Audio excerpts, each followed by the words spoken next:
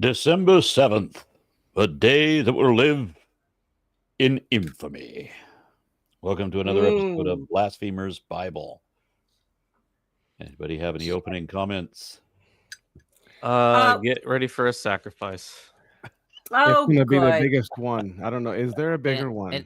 I don't think get so. ready for a long speech by Solomon. Right, that too. Also, did they stack them on top of each other? How did it not fall over? Did they shish kebab? It's gotta be like all up in like this conal kind of pyramid shape or something. It's gotta be right. You're thinking like a Colosseum. The way you would stack a body of bodies of people.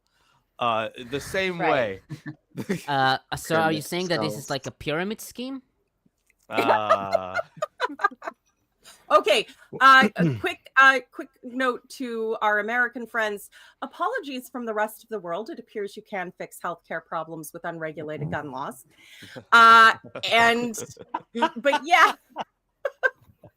Au contraire, I remember seeing in an episode of it was Men in Black when he said, "Show yourself, and I'll cure all your ills." And that was with a gun; would cure everything. It does. It's we just we didn't think to take it that way. But yeah, back to apparently the largest barbecue that ever has been or ever will be. I'm not sure how they didn't find some archaeological remains of the smoldering bones of. We find stuff all the time. Yeah, but this is. You would notice. I think that's a quote from some preacher, right? It's from a Mormon debate that Bryce had. Oh. Yeah, the Mormons, yes. they're finding he stuff said all the time, that same guy said the same thing to me. Yeah. We find more stuff all the time. Okay. Stuff like what exactly? Give me a single example. Couldn't. I mean, I will say that recently there was a Chinese inscription found in Jerusalem, but that was from the 16th century. Yeah. Cool. There you go. Well, send me that. That's still cool. They do find stuff all the time in North America. It just disproves Mormonism again. So, they probably don't want to bring up the details. Yeah, I mean, until like the 18th century, people, most people believed, the Exeter story, David, Solomon, blah, blah, blah. And it was only when they started looking for the evidence that they realized that there wasn't any. Yeah, and then even though they tried to cope real hard early on, but that quickly went away. Yes, biblical archaeology is just copium on cocaine because it was legal back then. That's funny. It started as copium, but I mean, I think that generally speaking, the field's pretty okay now. Archaeology is anything archaeology classified under biblical archaeology specifically is still in the copium. Yeah. Right. One thing I want to say about this chapter we're about to read is that using your imagination will be key on this one. Like, as we read through this, picture what's going on in your mind, because you're gonna find out this is like a bunch of people and King Solomon staring into a fire, essentially. Probably getting carbon monoxide poisoning. So I can't you help see, it. I got my glasses So right before I stare into a fire. So good plan. Good plan. I just want to know if anyone's ever done any kind of math on the size of this particular fire, because I do know Dark Matter 2525 did an amazing video of it, and in it he had the animals stacked all the way to heaven. So that it literally bumped God, and he's like, "What the hell? Oh, wow! Someone wanted to talk to me." It does say in the text that the altar wasn't big enough, and I think the commentators understand that to mean that they used the entire court and had like multiple fires all around the court. I think it says that they dug up a hole in the middle of the outer courtyard, and then did it there, something like that. See, I don't remember quite how, but I remember there being a lot of dead animals. That's what I remember. Yeah, it's like 120,000 sheep and 70 crazy amount, or something. Does everyone have their blood magic drinks ready? It's coffee, but I've got a there's number booze in it. of them right here on hand. I Yeah, have mimosa. water. That is Very Homer, nice. you are a badass with that water. I don't even have that. Yeah, I'm going to have to match my hat with Mark here. Nice. Ooh, nice. I have a desiccated corpse behind me. That's instead. Shit. Do I have to get a fucking hat now? I think You have do. a desiccated corpse? It would help. Maybe a Get beanie a hat, fedora. like Dr. Kip, you know. I gotta get my own Milwaukee Atheist hat. Sir, Dr. Kip You is don't a have one? Canadian. No. That is a toque. I have a dip, but no chips. I am All right. I am actually surprised that Lawrence doesn't have a Milwaukee Atheist hat. He's got a nice logo, just like Mark does. We keep having to make shirts because well, for a long time the same person kept winning the shirts because we do t-shirt giveaways for patrons of $10 and up if anyone is interested in winning a t-shirt. But anyways, so there was the same guy kept winning for a while, and we didn't want to send him the same shirt over and over again. So every time he would win, we kept making new shirts. So we have a shit ton of shirts, but no hats. But a hat's a good idea though. Next time I'm in Milwaukee, we need to come up with an arrangement so that I can get one of those shirts. Sure, it's called Teespring. We got a Actually, hold on. comment. I Malhart. also sent you a shirt. I don't have a Milwaukee Atheist. You shirt. absolutely do. It's the one that is and I feel like I've said this twice to him already. So it's the one that says I am unforgivable, and it says like the verses from like. Oh, I'm sorry. Yes, I adore that shirt. I wear that see? often. But I didn't realize it doesn't have your logo on it, so I didn't know that was a Milwaukee Atheist shirt. Yeah, that's fair. Okay, so Unforgivable. yeah, and you do have a cool logo, so you should have that on a hat, or whatever. So Nowhart says, "How do you deal with conservative friends and family? Is it just a matter of be better?" That is such a burning question. I hear this all the time. I hear this every week. I hear it multiple times a week, and I've been hearing it for years. About a decade now, almost. And it's so frustrating because I can't communicate with my own family. There are some people who just do not care what the truth is, and I'm not being hyperbolic. My mother told me she does not want to know what the truth is. I said, this is important. You need to know this. But if it goes against her religious or political views, I said, well, this is an important fact. You need to understand. She goes, I don't want to know. She wants to believe what she wants to believe, and she doesn't want to know better. Even if she knows that I know that it's wrong, and I have the information to prove that it's wrong, she doesn't want to know it. How do you deal with that psychology, that kind of philosophy? A lot of people are cutting out family members who voted for Trump because they reached a point where just, if you don't think I deserve human rights, you don't deserve a place in my life. And when they start reporting people, you're going to be the first to turn on me, and I know it. So I'm out. I have conservative family members, obviously, in Canada. So not Trump voters explicitly, but I'm not really a part of their life. They are more extended family. I'm fortunate in that. I do know that if you're trying to get someone to notice something that they're determined not to, one, you can't force it. But two, your best bet is to ask a question. Yeah. Because a question demands a response, which demands a thought. And don't phrase it the way they've been trained to respond. Yep. New phrasing. And just let them talk and keep following up with and little follow-up question. Don't add any information. Try and draw them out and engage the brain. And in some cases, cult deprogramming works that way. It sometimes it works, sometimes it doesn't. But it's your best bet.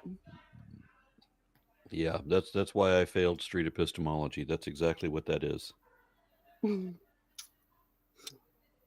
I know the technique. It doesn't mean I'm very good at applying it. Yeah, because at some point you just, when I hear all of their data is upside down or backwards, their charts, graphs reversed somehow. It's like so if the inefficiency of our response to George Bush's response to 9/11 is somehow Obama's fault. Yeah. I Yeah, I actually saw heard that that. one. I use that because it sounds funny as fuck, but that's real. I had people blaming Obama for Bush's response to 9/11, even though Obama wasn't even an important person yet. Mm. And had nothing to do with anything. And that was all on Bush. But they can't ever realize their own problems. They've got to blame it on somebody else. All right. So I don't want to get into all of that today. Yeah. Yeah. So who is reading today? I was going to say, do we want to break this chapter in half? I already broke it into 3 parts. Ooh. No, I mean, like, I'm saying, like, Aaron, do you want to read, like, the second part, or do you want to wait until we finish this chapter to do the next chapter? Are you saying that this is so long that it's going to take multiple sessions? No, multiple sessions. No, if so it's it's 66 verses. Okay. Like, if So we it's were quite to long. let's say we just do this chapter, this episode, for example. Okay. So do we want to break it in half? If the rest So do of you you have guys two agree with readers? that, that's fine. I mean, my commentary isn't that long. It's only 15 pages. So I think we can And that's what really drags the show out. I love you no, so just much, kidding. It's Omar. 7. Only. It's 7. It's 7. Don't worry. I managed to yeah, let's just. It's okay. Yeah, It's all compact it. 32-point font. It's okay. yeah. Double 2-inch space, margins. big margins. Okay, so who's reading? Or who's going to begin reading? I suppose I can do that. Yeah. Thank you. Should. Read up through 21. Okay, yeah, that makes sense. All right. So, chapter 8. Then Solomon assembled the elders of Israel and all the heads of the tribes, the leaders of the ancestral houses of the Israelites, before King Solomon in Jerusalem, to bring up the ark of the covenant of the Lord out of the city of David, which is Zion. All the people of Israel assembled to King Solomon at the festival in the month Ethanim, which is the 7th month. And all the elders of Israel came, and the priests carried the ark. So they brought up the ark of the Lord, the tent of meeting, and all the holy vessels that were in the tent. The priests and the Levites brought them up. King Solomon and all the congregation of Israel who had assembled before him were with him before the ark, sacrificing so many sheep and oxen that they could not be counted or numbered. Do you Then have to kill all of them? We could All eat of them. tonight. had to be all of them. Then the priests brought the ark of the covenant of the Lord to its place in the inner sanctuary of the house, the most holy place, underneath the wings of the cherubim. For the cherubim spread out their wings over the place of the ark, so that the cherubim made a covering above the ark and its poles. The poles were so long that the ends of the poles were seen from the holy place in front of the inner sanctuary. No, that's a long pole. Mm-hmm. But they could not be seen from outside. They I are thought you were gonna say they could not be seen from outer space. yeah, so they were they were seen from Never the open holy, up your morning with rum. They were seen from the holy place in front of the sanctuary, but they could not be seen from outside. They are there to this day. Mm-hmm. Mm. There was nothing in the ark except the 2 tablets of stone that Moses had placed there at Horeb, where the Lord made a covenant with the Israelites when they came out of the land of Egypt. And when the priests came out of the holy place, a cloud filled the house of the Lord. So the priests could not stand to minister because of the cloud, for the glory of the Lord filled the house of the Lord. Then Solomon said, "The Lord has said that he would dwell in thick darkness, but I have built you an exalted house, a place for you to dwell forever." Then the king turned around and blessed all the assembly of Israel, while all the assembly of Israel stood. He said, "Blessed be the Lord, the God of Israel, who with his hand has fulfilled what he promised with his mouth to my father David, saying, Since the day that I brought my people out of Egypt, I have not chosen a city from any of the tribes of Israel in which to build a house, that my name might be there. Nor did I choose anyone to be a ruler over my people Israel, but I have chosen Jerusalem in order that my name be there. And I have chosen David to be over my people Israel. My father David had it in mind to build a house for the name of the Lord, the God of Israel. But the Lord said to my father David, "You did well to consider building he said to my father David, "You did well to consider building a house for my name.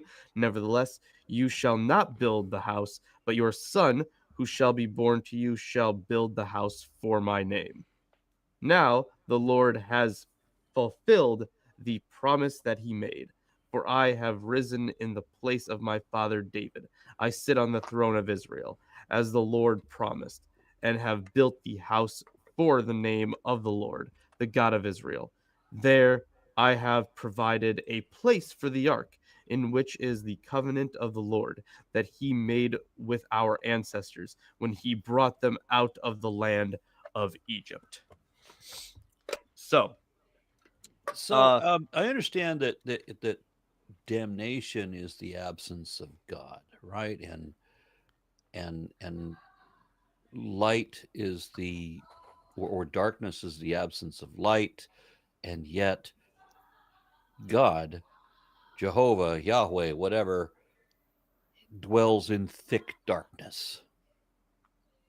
So, just to be clear on that, remember that's what my my I capstone would say it's paper darkness. is essentially going to be on. It's about the Nice. Sorry, what? I just said She nice. said nice. Oh, okay. Thought someone else said something too. Okay. No, I said no. The word Arafel can be like translated as darkness, shadow, or cloud, or Heavy fog, cloud. I would say heavy cloud. I mean, if Like a the pillar image of is cloud. cloud, I can see him saying like thick Yeah, cloud. it could or be heavy cloud. Oh yeah, okay. So this is something I'm gonna have to look into more. So Alter translates this as the Lord meant to abide in thick fog. So that's how Alter translates it.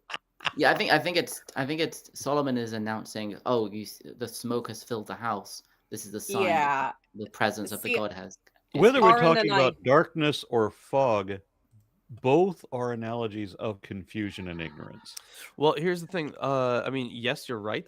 But the thing is, this might be something I'll have to include in my paper on this, because I do want to talk about the because this isn't the first time that this popped up. Back in 2 Samuel 22, I think, is where we had that the poem about it kind of had the it had a lot of markers for a divine theophany, and it did mention that there was darkness surrounding God's feet when he came down. He bowed the heavens, right?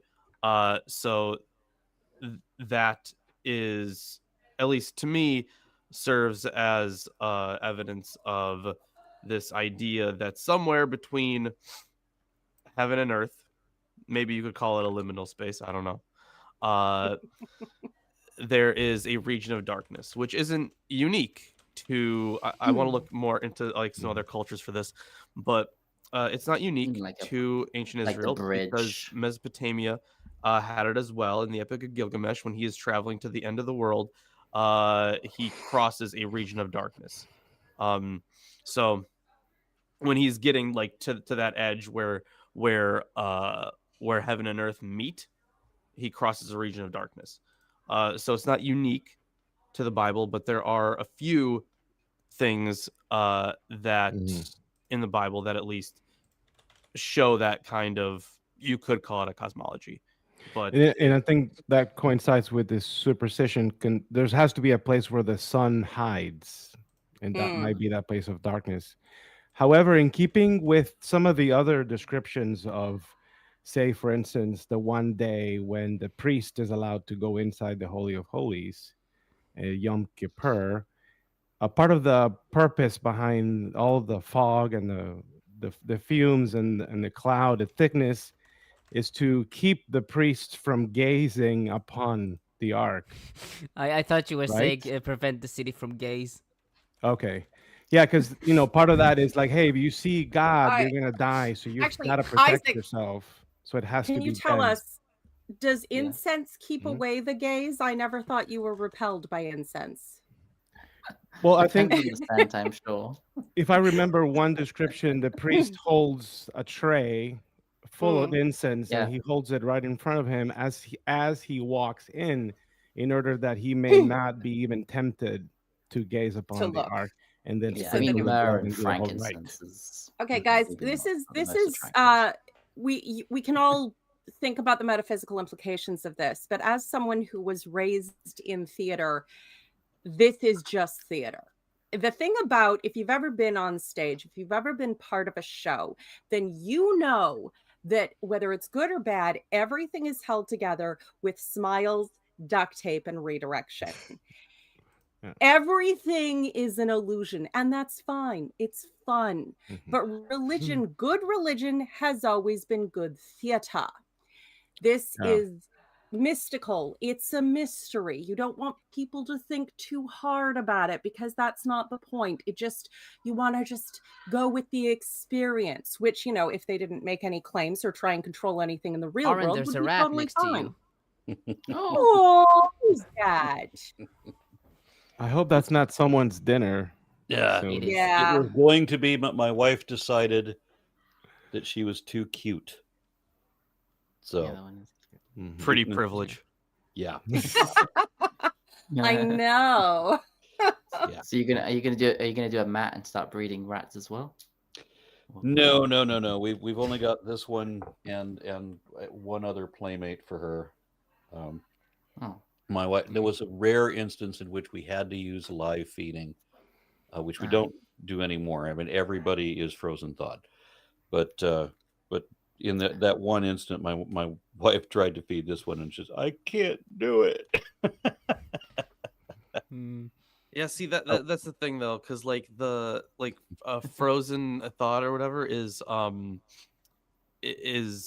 like, because I have a friend who has a snake, and she started with frozen thaw, but then the snake didn't want to eat, so like eventually she had to move on to live. Yeah, well, fortunately, that's not been my problem. The really funny part was there was a zoo where the snake would not eat, so they went to go start live, and the rat in question decided to make friends with the snake and climbed up on top of him, and was warm, and snakes are cold-blooded, so the snake just rolled with it, and so now went to eating frozen mice fine, and has a rat friend in their cage for some reason, because nature is weird. Yep, that is amusing. That's very cute. Anyway, get on with it. Get on with it. Yeah, what were we saying again? There's a good question that just popped up. I mean, Oh. that too. A couple. Yeah. The unlucky legume. No, wait, there's You another one missed ahead of one. that. Yeah. Matt White says, wait, what? Jerusalem is David's city? I thought Bethlehem was David's town. So No. Sion, Bethlehem instead? No. Da Vinci Code No. got it all arse about face? No. The city of David. Bethlehem is where David was born, right? Yeah. But the city of Like, David, from New out of David, David, is the citadel that he conquered from the Jebusites, which is Zion as well. I mean, it Yes. says it in 2 Samuel 5:7, and Oh, it wasn't 2 Samuel 5:9. The city of David wasn't like built outside of Jerusalem. Like it wasn't like he No. conquered Jerusalem and then built the city of David like on a hill. If I remember next to it. correctly, the Zion is a nickname for the entire city of Jerusalem, and Mount Zion is where God Yeah. resides, right? But okay, because it seems to be implying here that Mount Zion is the city of David, and then the temple was on a different mountain, Mount Moriah. But maybe, yeah, you're right that definitely. Well, no, Moriah is sometimes identified with Mount Zion as well. Well, the thing is, it would be because the mountain where God resides would have also been Sinai, but the but the thing is, like, this is where Jerusalem being the place where God sets his name, is kind of the crux of the Deuteronomistic history, at least. Yeah. Yeah, I'm saying it seemed to be implying from the verse, right, that from the city of David, which is Zion, seems to be implying that the city of David is on something called Zion, and then they brought the ark from there to Jerusalem, where the temple is. So wasn't the ark at this point was already at Jerusalem or just outside Jerusalem? So David had put so it was like nearby. David put it in a tent in the city of David. Didn't he buy the land that the temple would ultimately be on because it's where the angel stopped with the sword during the plague because David was bad, so everybody had to die? Justice, yay. And then, but he brought it in and started a fight with his wife because he was dancing naked in the street. So if he conquered Jerusalem, but he also may have at least theoretically expanded Jerusalem, or his son did afterwards in his name. The conquering of Jerusalem was actually a good bit of strategy, using the tunnels to get in and circumvent with the water source and everything. But then building out around that would be a good strategic choice to not let someone else use the weakness that you use to conquer the city. Right. Yeah, right. I imagine like different versions are gonna, like different stories are gonna maybe imply something different. But at least from this section, it seems to imply that the ark was in one place, which is separate from where Solomon built his temple. It's like Mount Moriah. I mean, I think if you look at the archaeology, the area that they call the city of David is outside of the old city. It's very close, very, very close, but it's outside where the old city, the Mount Moriah, where the Temple Mount is. So, and they could have been referencing the whole journey of the ark. The ark was made at Sinai, brought with the people, gets captured, brought back, gets left at the one guy's house because someone tried to steady it and God killed him because he's just lovely like that. And the whole, like, the idea of this greater overarching narrative could be part of what's being referred to here, since it is, of course, meant to build on the same promises that God keeps making to Israel and never fully keeps. I do want to mention a couple of things just before we move on to commentary that I would like Christians to be reminded of, namely verse 13, where it says, "I have surely built you a lofty house, a place for your dwelling forever." I think forever means that shouldn't change at all. So the traditional commentary on that is that this means that from now on, this is the only place. As in, even if there's no temple building, this is still the only place where you could have a temple where sacrifices would be allowed. So from this point on, you're not allowed to bring sacrifices outside the temple. This is the only place where you can interact with the name, I guess is kind of what it's saying.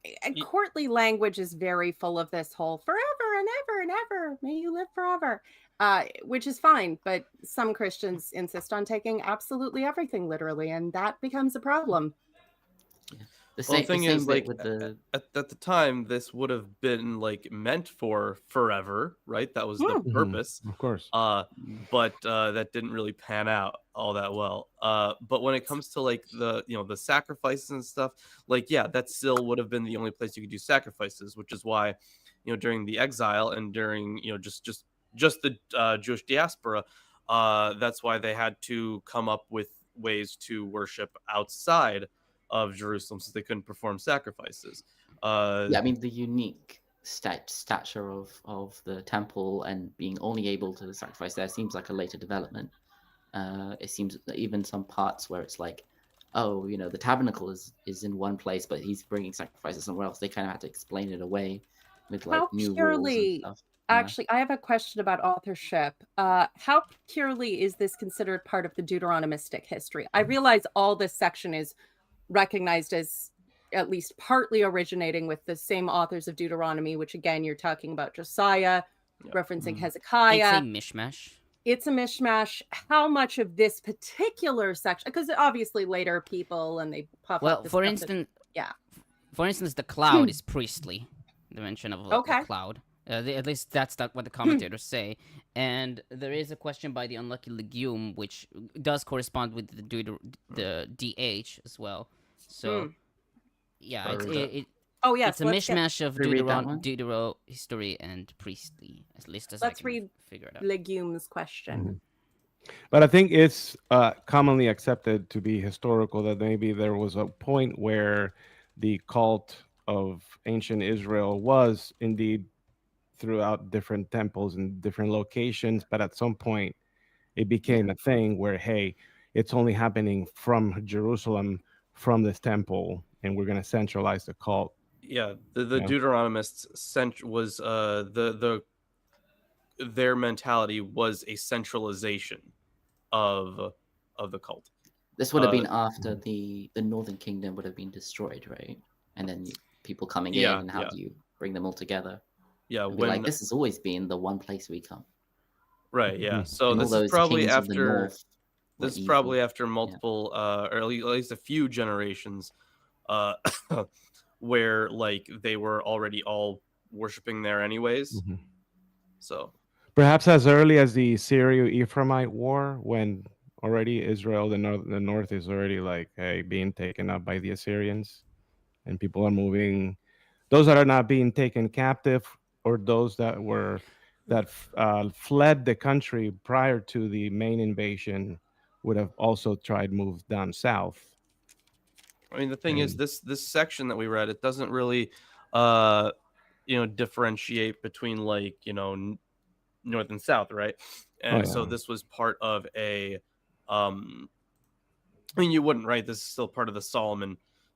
This is still part of the United Monarchy. But that's like the reason that this fiction of the United Monarchy came up is because after the Assyrian invasion, where the Assyrians took over the north, all the people in North Israel moved south, and then they had to develop a new cultural identity. And that would have been like under one that was like, oh, back in the past we were unified under this monarchy, and here's the one place that we gotta worship, because like many of the high places that were, the whole purpose of them by the end of the Deuteronomistic history is for them to be torn down, but the those were predominantly, from what we can tell archaeologically, in the northern region. It's also important to note that this is a way to blame Israel for being conquered. The truth of the matter is, Israel was far more metropolitan, far more successful, far more of a juicy prospect, and Judah was kind of ignored because they didn't really have anything. Yeah, shut up. They didn't really have anything to they weren't really worth conquering unless you were going for the whole set. So they didn't have the best agriculture either. Yeah, no, they didn't really have a lot to be worth the cost of conquest. So they didn't obviously want to view it in that way. So it had to be a case of, you weren't conquered because you're more valuable than us. You were conquered because you sinned by setting up those other worship places in Dan and Beersheba that actually existed way before the temple and were part of the indigenous religion. Yeah. And you worshipped somewhere other than the temple, and it's really your fault. So I mean, if you can't rely on religion for a bit of guilting and it's all your fault, what happens to you? What is it there for, really, right? Yeah, it could be less it could be less blaming them and more like a reasoning of why it happened, and it might happen to us if we don't follow the rules. I don't know. yeah, Sounds absolutely. like Gotta keep blame the to me, skills but How else would you justify the creator of the world to in allowing his temple to be destroyed? Come on. It's blame, shame, and fear and guilt. It's a cluster power move. But we should really read Legume's question. Yes. We already The Unlucky Legume offers $20. Thank you very much. It says, why does the author draw attention to nothing being in the ark but the stone tablets? Wasn't the magical staff that demonstrated Aaron's appointment to the priesthood supposed to be in there? And Because a jar of the author who wrote it was Deuteronomistic, and according to Deuteronomy 10 verses 1 through 5, there was nothing in the ark except for the stone tablets. The tradition of the manna and Aaron's staff, I think it's priestly. I mean, the jar of manna, a priestly source. Yeah, I mean, but there's also I think there's also opinions that these were not inside but like outside. And the thing is, I think the only thing that I think most later commentators kind of agree that there might have been inside was a scroll of the Torah, because there's actually like I think the Talmud even like has arguments between like the size of the tablets and how it would fit inside the space of the ark, like where they square and therefore there was a bit of space, or were they more rectangular and there was no space? I think Kimchi rejects the possibility that there was an entire Torah scroll there. Yeah, I think he puts it on a shelf next to it, right? Yeah, because in front before the covenant, the Ark of the Covenant. Though there the is jar of oil, the jar of manna, and the staff, I think most agree were outside. Like I should know that according to the New Testament, Hebrews 9:4, and in the Ark there were the tablets and the jar and the staff. So. Oh, okay. That supports it being a later priestly addition, and explanations afterwards being an attempt to harmonize. The eyewitness who wrote this was just trying to conceal the fact that he was hiding his hooch in there. The smoke machine. It's a jar of manna, I swear. All right, then Matt White says, Aaron, to get my geography right, Solomon's temple built where Jacob saw the ladder or a burning bush? I think that's traditional, that they placed them all at the same place. The stone. So the ladder was at Bethel, right? Yeah, but it's still traditionally kind of placed at the same place. I don't know, which I guess means house of God, doesn't it? It's It's a later narrative. I mean, the burning bush wouldn't have been, but the thing about I think the burning bush sometimes is more associated with Sinai. I'd still place those later, but does this thing where they build up narratives and mythical stories that tie everything together. I mean, I think the only one that most people agree on is the binding of Isaac happened on Mount Moriah, where the temple but again, there's no evidence of that. It's a case of we build all our stories around this place that we want to build a greater narrative so that it seems all woven together.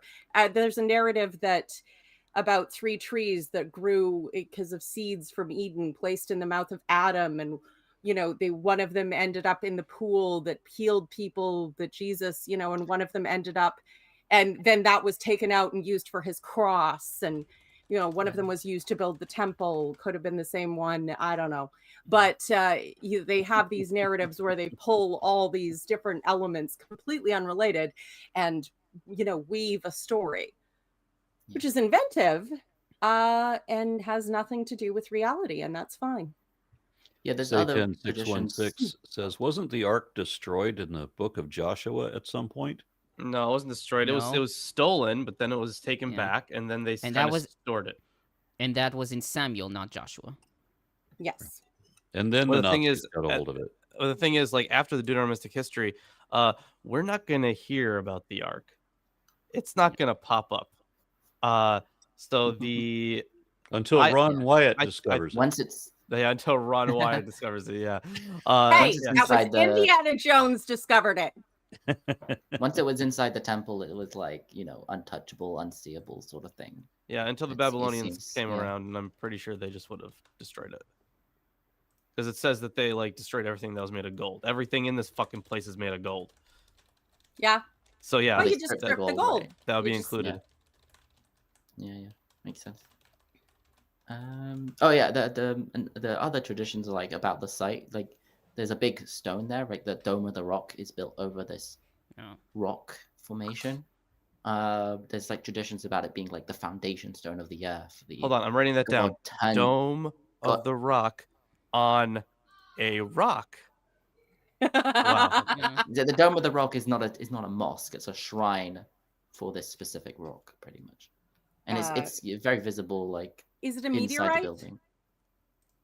No, I think it's just a monolith, sort of, not monolith, carved out, but just a very large rock. Natural. And Okay. but they have carved into it, and there's chambers that are inside or underneath part of it, whatever. But there's traditions about in order to start the flood, God grabbed the rock and turned it upside down, or plugged the hole with it. It's and I'm Plug I'm the a bit hole with confused the- about the which. fucking It was the Looney Tunes. drain. That's how he got rid of the water. He pulled it up and it all drained out. And he went boop. I might be confused which is midrashic Jewish literature and which is Quran, or Quran that took from Jewish literature. Sure, So yeah, there's. Oh, I love it. I love it so much. I love it Yeah, so but yeah, much. maybe not a plug for a drain, but I think there's definitely a thing about turning it upside down to start the flood. Destroy the earth by turning over the foundation stone is kind of the idea. Yeah, okay. I'll start on the commentary. So first on verse 1, DeVries comments, DH is known in verse 1 by his introductory as, then. Consistently, DH uses the name Solomon in distinction from the underlying Heros Logos, quote-unquote, which commences at verses 2 and 5 with the formal King Solomon, and thereafter uses the king in verses 14 and 63. The elders of Israel, Ziknei Israel, used by DH in verse 1 and by the Hieros Logos in verse 3, is an old designation found numerous times in the Old Testament, commencing with Exodus 3:16. It reflects the sociological situation of the ancient tribal league, in which leading mature men were elevated to a position of authority. Chiefs of the tribes, in Hebrew Rashei Hamatot, and leaders of the fathers, in Hebrew Nasi'ei Ha'avot, are artificial and unhistorical. The Ark of Yahweh's Covenant is DH's phrase, used already at 1 Samuel 4:5, and implying with verses 9 and 21 that the Ark had no other function than to symbolize the covenant. From the city of David, that is Zion, DH is careful to indicate that, although David's city would have included the Temple Mount in his own day, in the time of Solomon it included only Ophel with its citadel Zion. Where did There you you get go. that? Where did you get the reasoning that it included the rest, that David city included the rest of the city? Is it just based on what it says about it, in the last book? He doesn't expound on that. Oh, okay. It seems like he's arguing that it changed over time and that later all of Jerusalem comes to be referred to as David's city, which is true enough in its way. But obviously, that was a later development. It's almost like things change. Isn't that the same thing for that term Zion? Isn't that more of a later prophetic type of naming or designation for Jerusalem? I think it's not clear where this name comes from. I don't think it's late. I think DH uses it quite often, though. It could have been. I mean, Cogan writes that it could have been inherited from the days of the Jebusite rule in the city of Jerusalem. So it's not really clear. Mm-hmm. I know BDAG mentions that there was a Mount Zion, a hill within the city of Jerusalem. Yeah. So Which maybe is that's also where that whole thing started. Yeah, which is also Mount Moriah, if I remember correctly, or at least according to Second Chronicles, or not. I can remember exactly. But yeah, when it's saying Zion, it's I think it refers to Jerusalem. Okay, so in verse 2, the month of Etanim. Modern commentators note that the term Etanim appears in Phoenician inscriptions for the name for the 7th month. Sweeney writes that this indicates that it was a Canaanite name employed in Israel, much like the names Tziv, it's Ziv and Bul in First Kings 6 verses 137 and 38, prior to the introduction of the Babylonian calendar. According to the given date, 11 months have passed since the construction was finished. Cogan notes that some, like Skinner and Shanda, explain this by the necessity of completing the molding of the holy vessels. He adds that the Israelites could have wished to direct the ceremony to the Feast of Booths. Targum reads, "In the month that the ancients call the first month, and now it is the 7th month." Likewise, traditional commentators take Etanim to be the month of Tishrei, which is the first month of the Jewish calendar.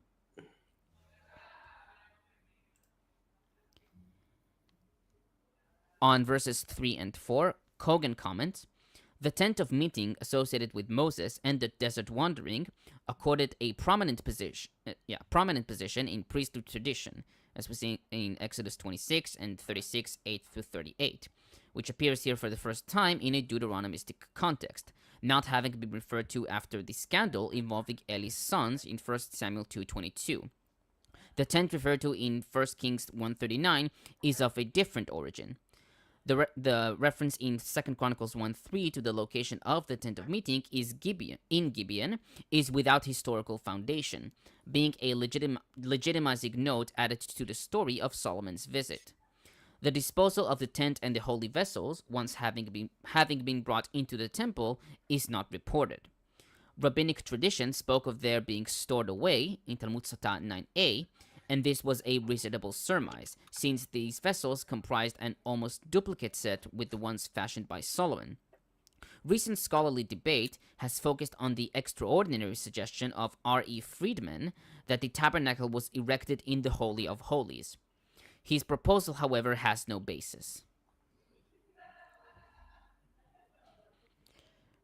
On verse 8, these poles were so long. DeVries comments, "In P's blueprint, i.e. priestly blueprint, staves were permanently affixed to the ark, according to Exodus 25, 12 through 15. But this passage makes it clear that these were affixed to the long side of the ark and there at Horeb. This is a Deuteronomistic tradition, found in Deuteronomy 10:5, in conflict with the later priestly statements that a pot of manna and Aaron's staff had been placed in it, Exodus 16:33, Numbers 17:25, which is 10 in the Old Testament." I love the contents of the ark. It's all very, of course we have evidence. We kept copies of everything, but they're in the special magic box and you can't see it or God will kill you. Yeah, and only one person is allowed in once a year, and that person is blinded. Yeah. You don't Pay no want to see attention God. to the man behind the curtain. Hello. You have a long pole there, Aaron. On verse 9, there was... He's lifting up the snake like Moses. Well, okay, on verse... burning, but... on verse 9, there was nothing in the ark except the 2 stone tablets. Cogan notes that a late tradition told of the jar of manna in Exodus 16:33 and Aaron's staff in Numbers 17:25, which is 10 in the Old Testament, also being in the ark. This is attested by Hebrews 9:4 and Gersonides. Cogan asks, quote, "Was there a question regarding what exactly was stored in the ark that the present statement was countering?" End quote. Fritz writes that according to Deuteronomistic theology, there were only 2 tablets connected with the ark, in such a way that it became the container for the covenantal document, Deuteronomy 10 verses 1 through 5. He writes, quote, "Following Deuteronomistic theology, the author of this edition connected the constitutional granting of the covenant indissoluble with the central sanctuary." On verses 10 and 11, DeVries notes that the cloud, quote unquote, is a priestly surrogate, according to Exodus 40 verses 34 through 38. Likewise, Cogan describes the cloud as, quote, the priestly term for Yahweh's physical appearance, end quote. Fritz writes, quote, the cloud accompanies God and provides protection from the divine power, which a human person cannot endure, end quote. On verses 12 and 13, Septuagint's version of these verses is different from that of the Masoretic text. In the Septuagint, Solomon starts with a prayer and then ends with the song. It reads, quote, a son the Lord made manifest in heaven. He said that he should dwell in deep darkness, quote, build my house, a remarkable house for yourself, to dwell in anew, end quote. And behold, is this one not written in the book of the song, end quote. Cogan notes that there is no agreement among commentators as to the originality of this version. Some take it as superior to the Masoretic text, quote unquote, according to Burney, or as the original, according to Montgomery and Geman and DeVries. He follows D.W. Gooding's opinion that the Septuagint, or at least some parts of it, is a late Midrashic interpretation, much like the rest of it in 1 Kings. The reference to the Book of Songs reminds us of the Book of the Upright, in Hebrew Sefer HaYashar, and probably reflects Sefer HaShir. Some commentators suggest that this does refer to the Book of the Upright, like DeVries, while others write that this is unnecessary. Sweeney, for example, who takes the Masoretic text to be the original, writes that the statement very likely refers to a psalm that authorizes the building of the temple, as for instance Psalms 132, presents Yahweh's dwelling in deep darkness, like Psalms 97, or rehearses Yahweh's creation of the sun, like Habakkuk 3. I'm sorry to interrupt, but someone has noise going on in the background. Sorry. Oh, okay.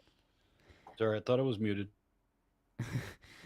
Fritz writes that this notice does not necessarily have to be a part of the original text, since the Septuagint could have formed the remark to stress the authenticity of the proverb. Yeah, I have a question. You said that in the Septuagint the order was flipped, but my Septuagint omits verses 13 and 14. Does Lawrence? I there mean, something?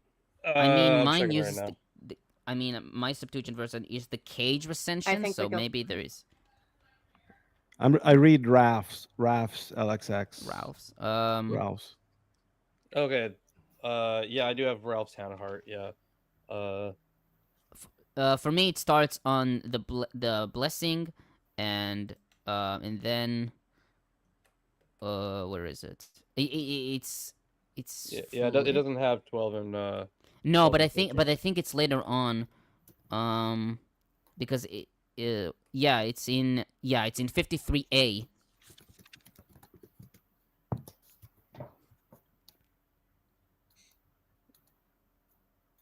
It's way out later on. Oh, I yeah, forgot yeah, to I mention see that. it. Yeah. I don't think Yeah. it was you, Aaron. You could probably unmute yourself.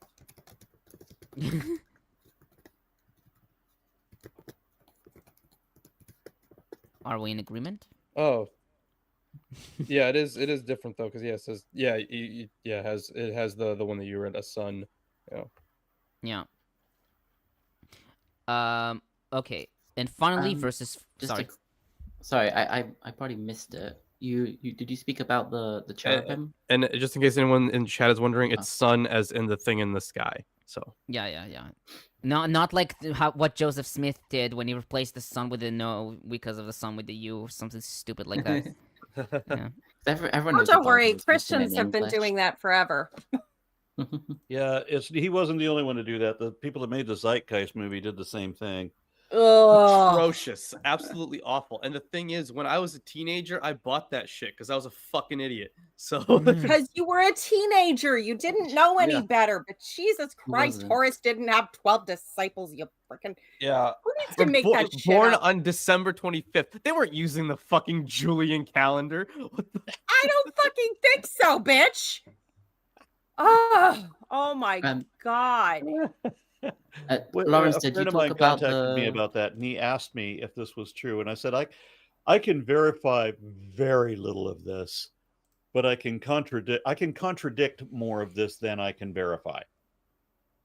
Everything in the Zeitgeist movie is idiotic BS, and I honestly kind of wonder if it wasn't made by Christian plants trying to discredit all the criticism that their religion gets. I interviewed what was it? DM Murdoch. DM Murdoch, the author. Well, anyway, I did an interview with her, and she said that was the worst thing that she ever did was to agree to be a consultant for this thing, because they went outside of the things that she was advising to say other things. Yep. But when they credit her as the consultant, it makes it look like those were her mistakes.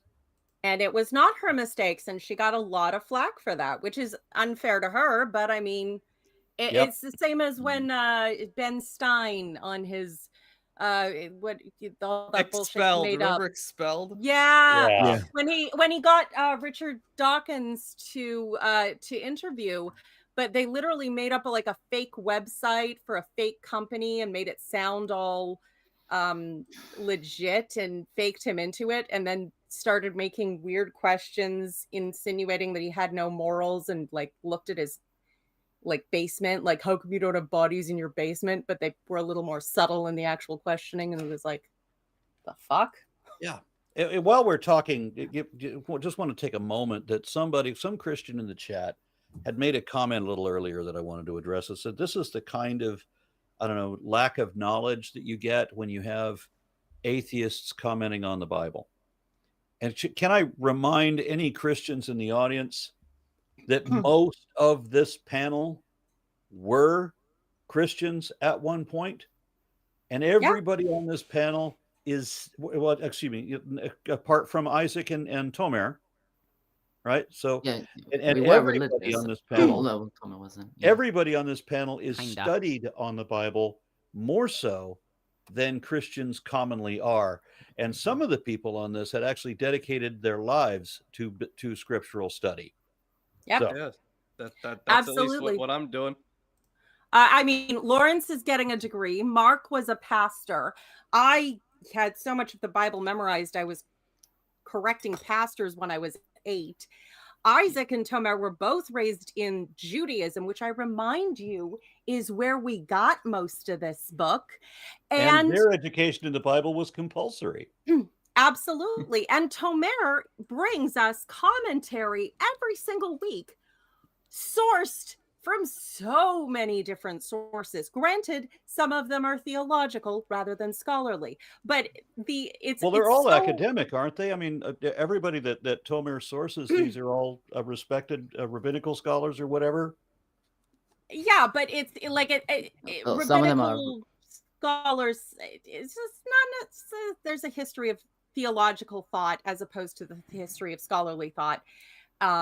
I mean, Lawrence and I talked a lot during the Pentateuch about the whole, arguments over the documentary hypothesis, supplementary, fragmentary, how much of that to bring in on any given point. But that's more. So we're referencing scholarship, theology, history, modern and ancient theology in 2 different religious contexts.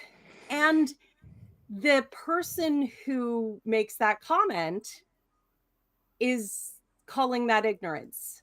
And also if we're Really? I think he made that comment when we were talking about was Zion inside Jerusalem or outside. There's a reason why that's confusing, right? Because the text contradicts itself. And some places it says this place is Zion, and then another place it might say this is Zion. So that there's a reason that we're not all thinking the same thing. And it's not like we're citing sources like nobody reads. Like, I graduated from an evangelical fundamentalist seminary, and we all had access to the same commentaries, Harmonia, all the stuff that we're quoting from, Tomer's citations, ancient Christian commentaries. This is all stuff that everybody in seminary has access to, and no excuse to consider as part of their learning. So also, I promise that I've read a shit ton of stuff when it comes to biblical studies. I mean, right now next to me, so I have a couple translations, but I also have a couple books. Yes, I also have a couple books on biblical archaeology. I have a book on King Manasseh. I have 2 books on the Deuteronomistic history, and I have a book on the Cosmic Mountain. That's just right next to me. I have like 3 bookshelves filled with books about biblical studies exclusively. I actually, when I moved across the country, so I lost a good part of I had to sell off a lot of my books in the move, which is a real bummer. But I still have a ton of books I got, not only apologetic books from when I was a Christian, atheist thinking books, but books that I got from a pastor's library when he sold off a lot of it because he was going to go work in another country. And I still have all that stuff, and I reference it. I brought over the William Jennings Bryant book, which I grant you is not scholarly, but definitely relevant to the history of evangelical thought, if we want to call it that. Like, there's so many different perspectives that you can look at the Bible from, and we try and cover several, including both scholarly and more commonly encountered in the world. But yeah, like it's not, it doesn't matter. It doesn't matter. The person who made that comment, he's not there right now, but he did make one other comment which just wanted to address quickly, which was the Bible was it successfully or correctly prophesizes that the temple will be destroyed or something like that. And I think you might want to I think Lawrence has probably a video about how all of those things happened after the temple was already destroyed. Like those were written later. It's not that I have a video about it. It's more that like the ex eventu prophecy is like just a thing that people talk about. Honestly, in this speech by Solomon, where it talks about now the prophecy is fulfilled, that David's son will blah, blah, blah, blah, it sounds like something they wrote after the fact. Same thing with the New Testament Gospels. They were written past AD 70, which was when the temple was destroyed. So what are they doing? They're like trying to make this look like Jesus prophesied this temple destruction so that it fits its theology. But how convenient. We're writing in the future. And they fictionalize many aspects of Jesus' story in order to fit prophecy, which, is whatever selection of Old Testament verses from the Septuagint they've decided are prophecy. Because Peter, when did we all become TikTok? I am not filming. I think no, we didn't lose anybody else. That wasn't me. So hold on. There we go. We're still streaming. There you go. I think it's Aaron. Oh no, I'm accusing him of his illustrious. No, snake. I just saw him like. Never mind. Sorry. What's the snake's name, by the way? As somebody had asked in the chat whether this is Jormungandr, and yes, it is. And if you want to see more of Jormungandr, he is in a music video that will be coming out later today. Yeah. Please don't eat the world yet. Satan. She's an artist. And of course, somebody else commented that this snake is deceiving all of us. And so it's appropriate that when you see it in the music video, he is playing the serpent from the Garden of Eden. Oh, who's a good little world-ending snake? Who's a good little Caesar noodle? And she's the sweetest. So cute. Yeah, I have only one comment on this section, 14 through 21. DeVries comments, the narrative introduction states that Solomon blessed the whole assembly, or congregation, in Hebrew kahal, of Israel as they stood. Yet DH composes words of blessing for Yahweh, not for them. Another incongruity follows as the blessing becomes a quotation of what Yahweh purportedly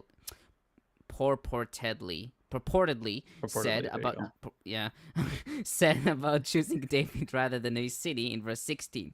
And this in turn becomes Solomon's exposition to the people of how Yahweh refused David's plan to build a temple, promising him a son to perform this in his place. verses 17 through 19. A promise that has been fulfilled in Solomon's ascent to the throne, construction of the temple, and provision of a place for the ark, verses 20 and 21. Already in this speech, the observant reader can discern DH's priorities for the security of the Davidic succession remains ever the prerequisite for the establishment of the temple. Ain't that the truth? Lawrence, did you mention the verse about placing the ark under the cherubim? No, I did not. I was wondering, do you see that as maybe like evidence for the theory of like the the structure of the ark with the cherubim built into it is like later than this, and this is kind of implying that there was something that was placed under these cherubim statues, and then later on it kind of became like one structure. If that makes sense. The original was that it was two separate cherubim, and the ark would be sacredly placed between it. If the ark was, let's say, a statue or something, then it was just an ark underneath like these cherubim. The ark was like a statue of Yahweh. Well, Lawrence and then has there would have been cherubim statues, and then later on these cherubim kind of became incorporated into the imagery of the actual ark itself, and then this is like an example of them kind of combining it all together, maybe. I mean, I would think that this because it's not the idea that the ark is was always like just a statue. It's not really like necessary. Like I would say that like you can have like a statue with like multiple purposes, right? Like if the ark was meant, or if like the part of the ark that we are privy to through the text is just is just like the footstool portion, then like it's not like necessarily like out of the out of the range of possibilities. I mean the main purpose seems to be like it's just a container, it's a box that contains the testament. But isn't there a tradition where there's the ark, but then there's the seat of the ark or the throne of the ark? Yeah, they talk and about that would be placed on top of the ark. I think we've read in maybe Exodus or something where it says something like, and the cloud of God rested between the cherubim on the ark, and I wonder if that comes from this. The ark was something, and then there were these giant cherubim, and there was. And then it's a question of whether the presence of God is just this ephemeral presence clouded in smoke, or whether at one point, as Lawrence has asserted in the past, there was actually an idol that was there. And then I'm pretty sure there was an idol. And then the wings are covering the idol, so you can't see it or deny its non-existence. Right. Well, if we're thinking about stuff that would have taken place inside like the Holy of Holies, right? Like whether it be the tabernacle, whether it be like the inner sanctuary in the temple, you still have like I think in the tabernacle portion, like we're told that like aren't you supposed to like burn some kind of incense in there too? So like you could see like that being like this smoky kind of clouded room. But like that would also help with like the whole idea of the motif of God's presence being in smoke. So there, and being surrounded by either thick cloud or fog or darkness, anything like that. So that would all I forgot where I was going with that. That would all be tied in together, I think. When it comes to I was just wondering if maybe if let's say the idea of there being a plain box, something, footstool, whatever, with cherubim statues next to it in this, temple, was kind of incorporated into a sort of more, something that you could carry around, and it has like cherubs built into it and stuff like that. The point is that the way it's described here is not the Indiana Jones version, where you've just got the lid with the view, It doesn't mention the lid with cherubim on it. It says the cherubim it says that Solomon built these cherubim statues, and the ark was Right. placed under it. Yeah, and the So- cherubim cover it. Yeah. Yeah, and the cherubim, and covering the face of an idol and only revealing it maybe once a year as a big ceremonial thing was definitely something that went on in Canaanite religion. So having definitely a one of the partially mysteries. covered God, and then, maybe one time. Yeah, it's definitely a vibe. Mm. Who is typing? Me, sorry. Okay, should we read the next bit? Yeah, I Yeah. think we Please. should. And is it me reading the next bit, or is that how we're doing it? Yeah. I Sure. thought that was the idea. Yeah. Yeah, Yeah. read up through 43. All right. Bear with me. Just see. I'm trying to remember which verse we left on. 22. That would be 22. Yep. Okay. Then Solomon stood before the altar of the Lord in the presence of the whole assembly of Israel and spread out his hands to heaven. He said, O Lord, God of Israel, there is no God like you in heaven above or on earth beneath, keeping covenant and steadfast love with your servants who walk before you with all their heart.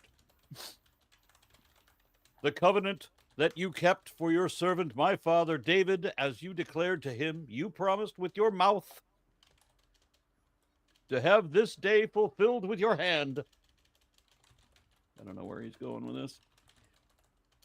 Therefore, O Lord, God of Israel, keep for your servant, my father David, that which you promised him, saying, there shall never fail a successor before me to sit on the throne of Israel.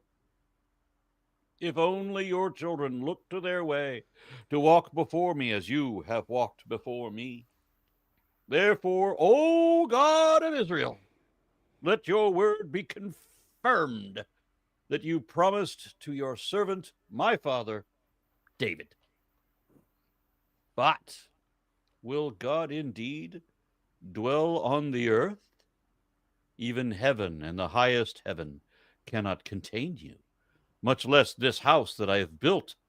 Regard your servant's prayer and his plea, O Lord, my God, heeding the cry and the prayer that your servant prays to you today, that your eyes may be open night and day toward this house, the place of which you said, my name shall be there, that you may heed the prayer that your servant prays toward this place. Hear the plea of your servant and your people Israel when they pray toward this place. Oh, here in heaven, your dwelling place, hear and forgive.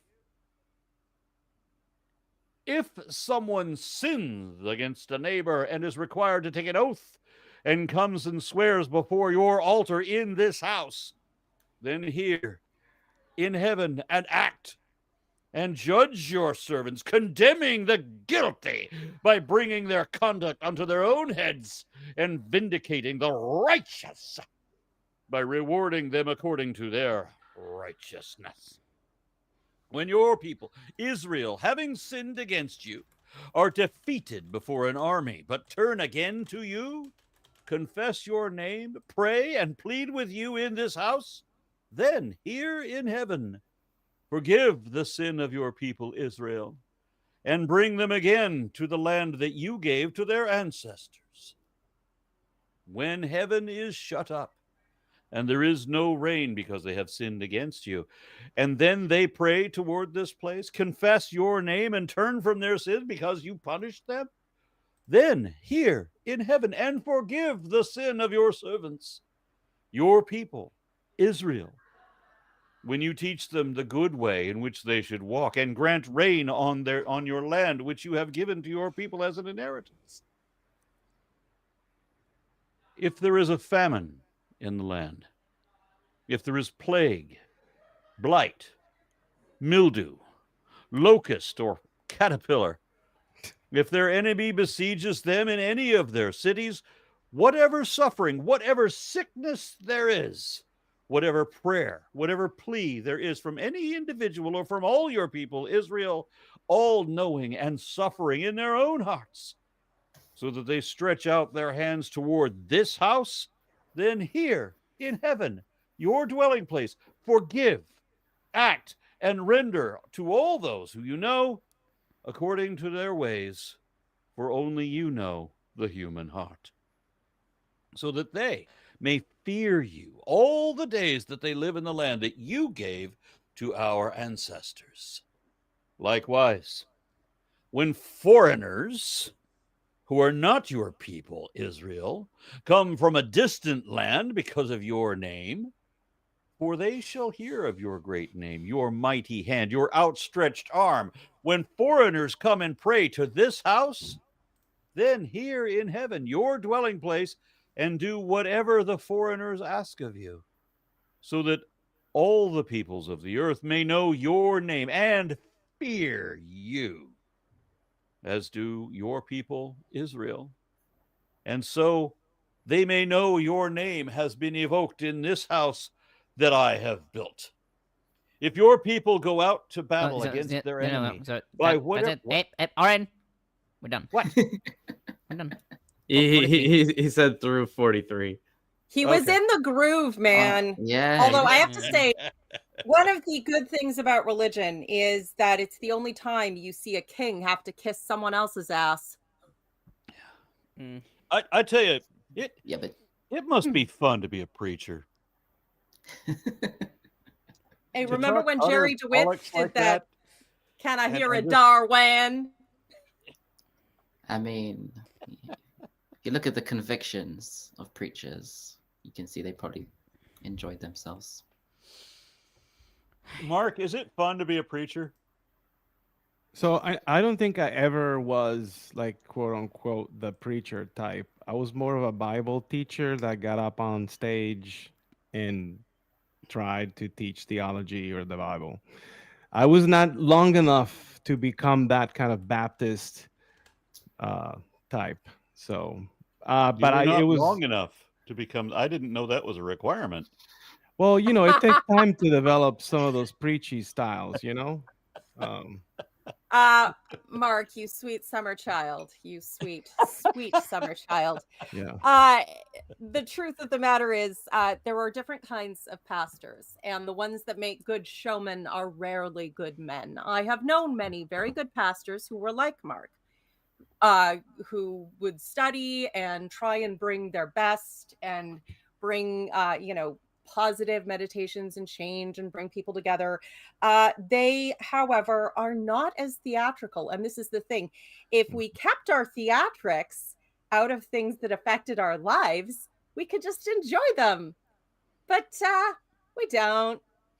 I try to explain to my family when they're listening to the propaganda that they so enjoy, that when they want to show it to me, right? This is the reason they believe what they believe. And I have to remind them, do you hear the music playing in the background? How dramatic it is? How it's all designed to scare you? Why don't you recognize that? How do you not see how you're being manipulated here? What is the actual fact? Can you independently verify the fact that they just claimed? Look at this. 10 seconds on Google. I find nothing of what they said we should find. I find the opposite of what they said we should find. Why do you not recognize that? Because fact doesn't matter to some people. It's the background music that sounds so dramatic. They want to be entertained. And if religion just entertained us and stopped trying to control our entire lives and was just a good show and a good vibe and everybody had a good time and then went home, if we treated it like an Avengers movie, that also emotionally manipulates you, and that's fine. Yeah. It's fine to cheer for Iron Man, to, rag on Thanos, have a good time, be entertained, rock on. But it's not real. Yeah. Tomer. Yeah. Why don't you spit out some commentary here? I see a comment. Okay. All right. So Dara O'Kane says, what does Yahweh look like? Has anybody seen the statue or anybody back then see how it looked? So Joseph Smith did a portrait of Jesus and God standing together. Interesting thing. Okay. Well, They look I can. exactly were the white. same, right down to them both being the same age. Yeah, that sounds about right. And I'll white. say this. So there is no surviving statue of Yahweh. There is no surviving Ark of the Covenant. However, the closest we can get to that is an inscription from Kuntalet Adrud, Yeah. which is it's essentially a drawing of what says the inscription says Yahweh and his Asherah, and it has Yahweh and his divine consort, and they're both drawn out. So, and then there's like someone in the background. Don't they both have penises or something? Or am I thinking Well, of a no, different they drawing? don't. Just one of them. Mhm. The Asherah having a penis was kind of a mistake by the Oh, people who okay, that's why I guess. traced. Yeah, I yeah, guess yeah. traced it. I guess. Okay, I think I saw an Now, article now about what that. there is, according to many modern day archaeologists, throughout the land of Israel is a lot of Baal and Asherah statuettes. That there is a lot, right? Well, It Baal seems was like everyone had one of those inside their home. Like that's Sure, cool. yeah. because Baal was a god of rain and harvest, and people who want to Baal. prosper in peace will, follow think there's peaceful one- gods, and Yahweh doesn't like that. I 'cause think he's there's a one bitch. statue that is ascribed to L, which is quite impressive. Like it's like a sitting statue. He's wearing a little hat. Yeah. I know. what That you're was the talking one I about. was thinking of. I was thinking Yeah, for a it's- second that it was a different Yahweh, like not a Mm. different Yahweh, a proto Yahweh. There were several Yahwehs around in different Canaanite areas. I It's, I have put, if anyone was wondering, I put the name of the name of the place, Kuntalet Adrud, in the chat. That's how it's I think that's how it's spelled. It might have one less L. yeah, it's But it's that's okay. the Google place. has spell check, so that always Which helps. reminds me, I just posted a comment that I wanted to read. Dara O'Kane says, Aaron, you should make a video of the, I'm guessing that's many gods of the Bible. It really feels like Yahweh is Zeus or Odin, just one god, not the first or the strongest. And I guess that's supposed to mean an entire list. They must have been reading Tier A tier tier list. an entire A list tier, of strongest yeah. god to weakest. Like TIER. There is something Yeah. in there. How many gods are spoken about in the Bible? And I would like to do a collaborative thing with Lawrence on that, if you're up to it. I could, but how about we wait until after my semester? Because Valid. knowing Aaron is gonna be like, all right, so we're talking about 3 days from now. I'm like, my guy, I got any more than 3 days to pull everything up. No, I will not. I will not infringe. Yeah, I mean, if you just read the text literally, you're not going to get that much, this God exists. It's not that obvious. You kind of have to, It's take a more scholarly there are There's approach. a couple of references, there are times when the inferences. Yeah. text refers to other people's gods as if they exist. Right. Well, at least the And characters. then there's are also the context mentioning of them, what the yeah. fuck is a god, and how Yeah. many of them are there. So if Mm. I mean if we use the definition like the Neil Gaiman definition that I've been using, these supernatural things, these magical anthropomorphic immortals and whatnot, well then we've got quite a few of them, don't we? We've got Jesus and Mm. God as separate people, then we got the Holy Ghost on top of that, and then we've got Satan on top of that, Well, and all then the who angels- knows I think it's whatever really else, counts because Satan there's as a- also references to these other gods where Yahweh or Jehovah or whatever is talking about these as if they're real to other people. Yeah, but then there's stuff like Psalm 82 and Deuteronomy 32, 8 through 9, which are abundantly clear in polytheism. It's I love and you. It is easy. remember It Tim's is easy translation to of the ignore song at all the of Red that. Sea. It was full of all of these polytheistic references, and it's important to remember that for most of what actual history that this is pretending to record, it was a totally polytheistic religion, and that wasn't actually a problem. It only became later when power hungry grubbing, and there were also like the god of the north, El or El, versus Yahweh. They were totally different gods at one point. And then they got into the same sort of canon, and then Yahweh overthrows El, and then they were always the same all the time. So like I mean, I know I used to follow the god of the North Ale, but then I Then he thought the ale from the south was better. Stout.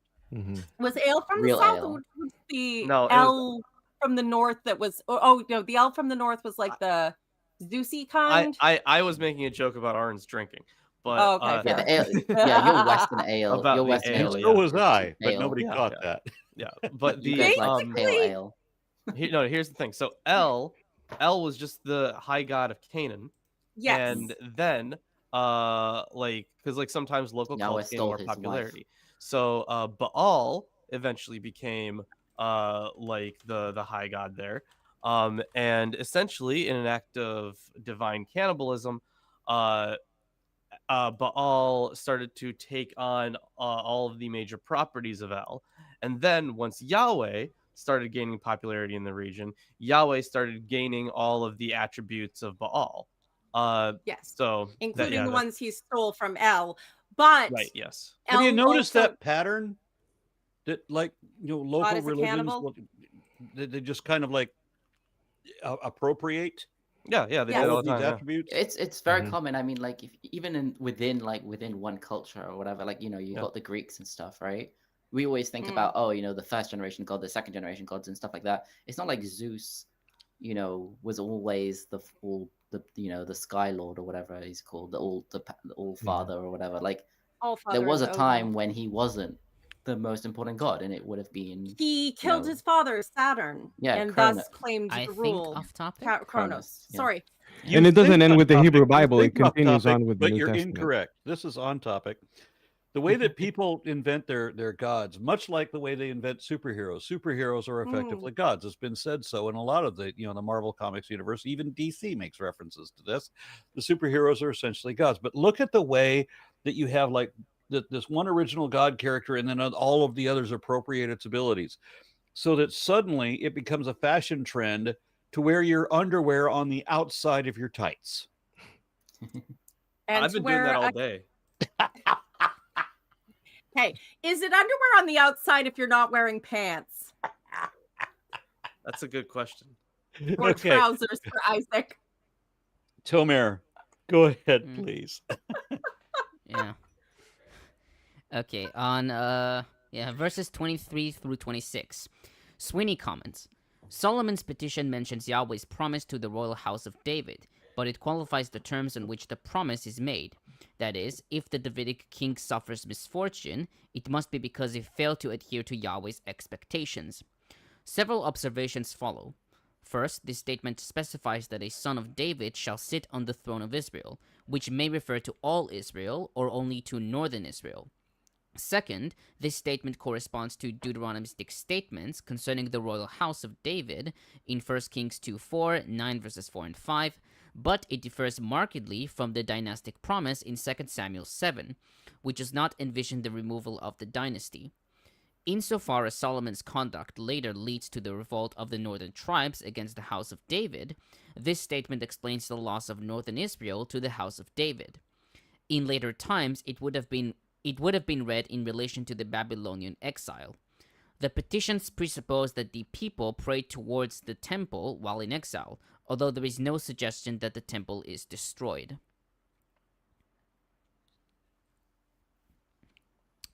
On verse 27, Fritz takes verse 27 to be a later addition that interrupts the current context. He writes, quote, "The image of God's dwelling expressed in the consecration proverb is confronted with the notion of Yahweh's incomprehensible greatness," end quote. DeVries writes that the closest parallel for this characteristic Deuteronomistic sentiment, quote unquote, is the post-exilic passage of Isaiah 66:1. Sweeney writes, quote, "The passage employs a rhetorical question to assert that Yahweh does not dwell on earth, and thereby avoids the theological problem inherent in the standard Deuteronomistic statements, that the temple is the place chosen by Yahweh for the divine name," end quote. On verses 31 through 53, These verses portray Solomon's 7 petitions on behalf of his people. Fritz writes that all requests are shaped by post-exilic Deuteronomistic theology. He writes, quote, "Most likely, they do not belong to the original literary layer of DH, but are additions of a later redactor, just as verses 44 through 53 represent further additions," end quote. Likewise, Sweeney writes that the petitions, quote, "present a standard Deuteronomistic theology portrayal of Yahweh as a God of justice and mercy, who punishes the wicked and restores those who repent," end quote. DeVries writes that verses 46 through 46 through 53 reveal an exilic background, with the covenant people far from their land.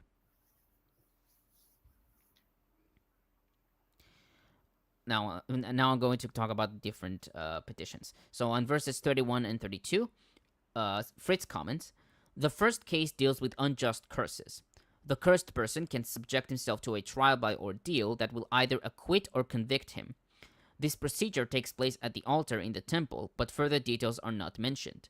The curse is understood as a powerful word that hits the cursed person without human interference.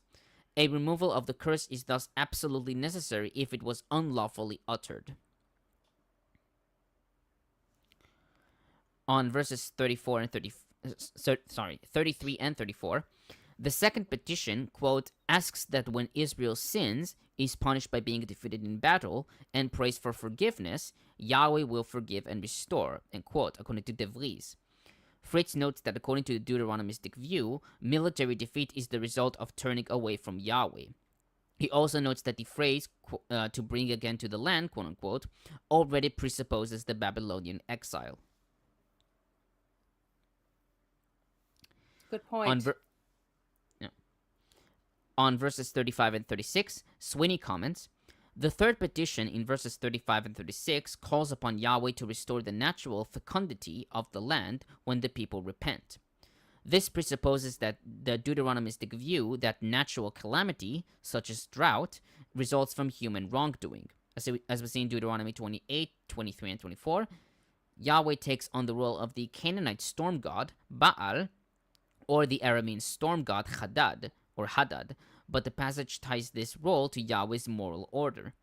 The passage outlines Yahweh's responsibility to teach the people, which points to the teaching role of the priests. See Moses in Deuteronomy 6, 1 through 3, and compare Leviticus 10, 10, and 11. So the bad news is God is actually definitely in control of that drought, and the worst news is it's all your fault. Somebody in the chat accused my second reticulated python of being a liar. I'll have Dare you know. they? Yeah, his name is Heretic, which means that he does 2 things believers don't do. 1, he thinks, and 2, he tells the truth. The only snakes I can think of that you could call them liars are ones that use I forgot which type of mimicry it is. The one where you pretend to be poisonous, are you thinking about the when you're not? Oh no, the stripes, that sort of thing. It's red, it's yellow, called, or yellow, red. There's 2 types of mimicry, but I can't remember the name of that mimicry. Or maybe there's more than 2, but the one where you pretend to be dangerous. And it's actually someone else that's dangerous. I have a few like that. I have a bull snake whose whole configuration is that he's supposed to look like a rattlesnake and sound like a rattlesnake, convince you that he is a rattlesnake so that you'll leave him alone, which is probably why they call him a bull snake. Means bullshit. Sometimes snakes just Batesian. want to be left alone. Yeah, Batesian mimicry is the one I was thinking of, I think. Batesian mimicry. Matter of fact, I should have mentioned this earlier. This is not the place for this thought. I apologize. When we were talking about the source and evolution of gods, it occurred to me the pre-eukaryotic history of evolution is probably the best analogy for that. So if you watch the very first video in Aaron's systematic classification of life and look at the mess of trying to figure out history before the introduction of eukaryotic bacteria or protobacteria cells, that's kind of how it works. It's a mess. On verses 37 through 40, DeVries writes that the fourth petition broadens what is told in the third petition to include, quote, every conceivable calamity and every conceivable prayer, requesting forgiveness as Yahweh knows a man's heart, to the end that all men may revere him, end quote. Fritz writes that all the afflictions are considered as caused by humans themselves, because they are understood as having transgressed God's commandment. He writes, quote, absolution as the conclusion to a rite is limited, since it is connected to behavior. This reflects the ethics developed by the Deuteronomistic theology. Not the cultural act as such, but the conduct of life is reason for forgiveness. And finally, 41 through 43. You're Sorry. correcting yourself? Yes. Sweeney comments, the fifth petition in verses 41 through 43 focuses on the prayers and petitions of a foreigner who comes to the land of Israel to revere Yahweh, Deuteronomy 29:21. Concern with the foreigner or resident alien, in Hebrew ger, is a common theme in Deuteronomy, as we see in Deuteronomy 1:16, 5:4, 10:18, etc. The term ger refers to a convert to Judaism in Rabbinic Hebrew. Many argue that concern with foreigners stems from the exilic or post-exilic eras, but concern with this issue throughout Exodus and Deuteronomy points to earlier periods, such as the Hezekiah and Josiah periods, in which the return of exiles was already anticipated. Such concern builds the case that Yahweh is sovereign over all creation, and that the temple symbolizes that sovereignty.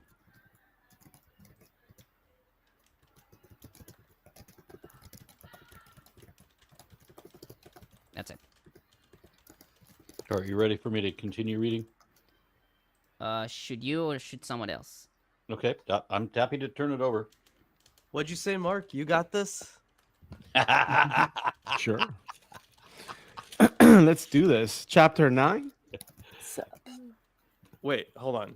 No, we're going from so verse we're going 44. from verse 44. Yeah. Oh, wow. We're still in 8. It's a long ass like a king's blather. You can finish this chapter actually. All right. Here we go. Starting on verse 44. When your people go out to battle against their enemy by whatever way you shall send them, and they pray to the Lord toward the city which you've chosen and the house which I have built for your name, then hear in heaven their prayer and their supplication and maintain their cause. When they sin against you, for there is no man who does not sin, and you're angry with them and deliver them to an enemy, so that they take them away captive to the land of the enemy, far off or near. If they take thought in the land where they've been taken captive, and repent and make supplication to you in the land of those who have taken them captive, saying, we have sinned and have committed iniquity. We have acted wickedly. If they return to you with all their heart and with all their soul in their land of their enemies who have taken them captive, and pray to you toward their land, which you have chosen, which you have given to their fathers, the city which you have chosen, and the house which I have built for your name, then hear their prayer and their supplication in heaven, your dwelling place, and maintain their cause, and forgive your people who sinned against you and all their transgressions which they've transgressed against you, and make them objects of your compassion before those who have taken them captive, that they may have compassion on them. For they are your people and your inheritance, which you have brought forth from Egypt, from the midst of the iron furnace, that your eyes may be open to the supplication of your servant and to the supplication of your people Israel, to listen to them whenever they call to you. For you have separated them from all the peoples of the earth as your inheritance, as you spoke through Moses, your servant, when you brought our fathers forth from Egypt, O Lord God.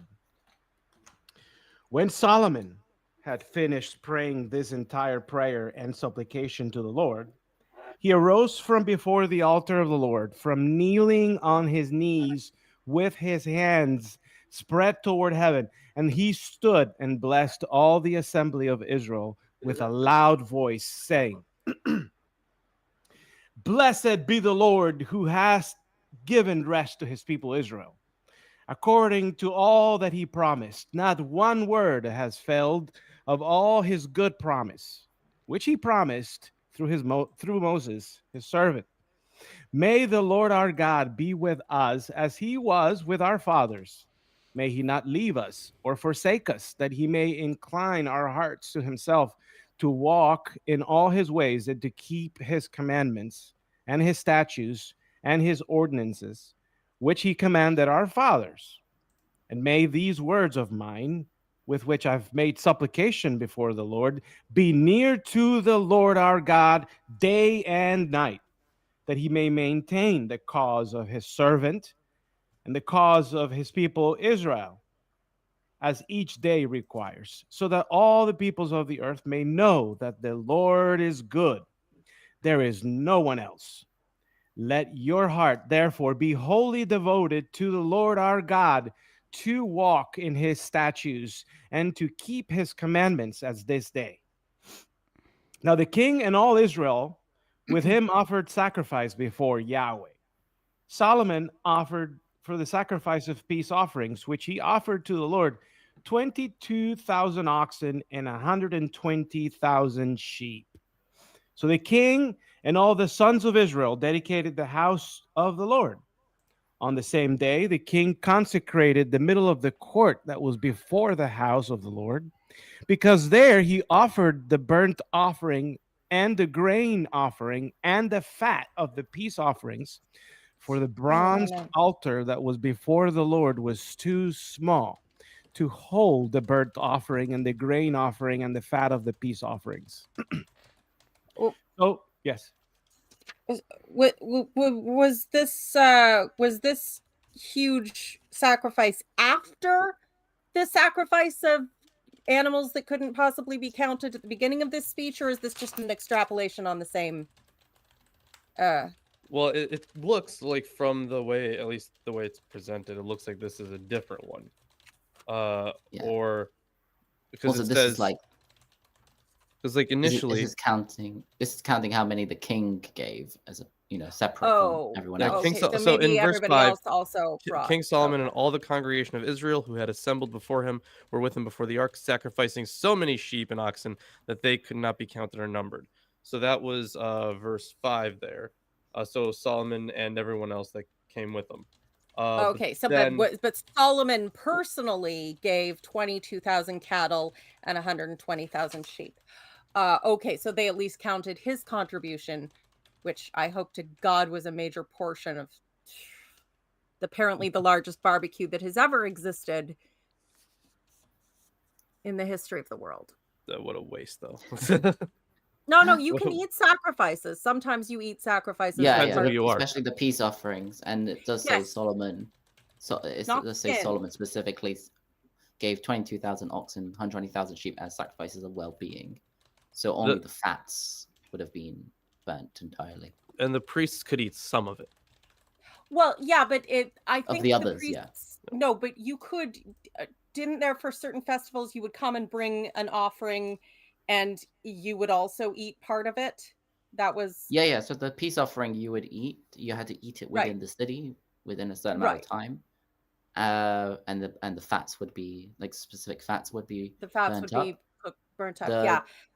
The I don't know what you would call it, like the full burnt offering that was completely burnt, and then the sort of like daily sacrifices and stuff, they would be only eaten by priests or right sort of thing. And then you and then I think there's another one which is like the Passover sacrifice, but that's kind of separate. Like you could do that at home, and you just ate it.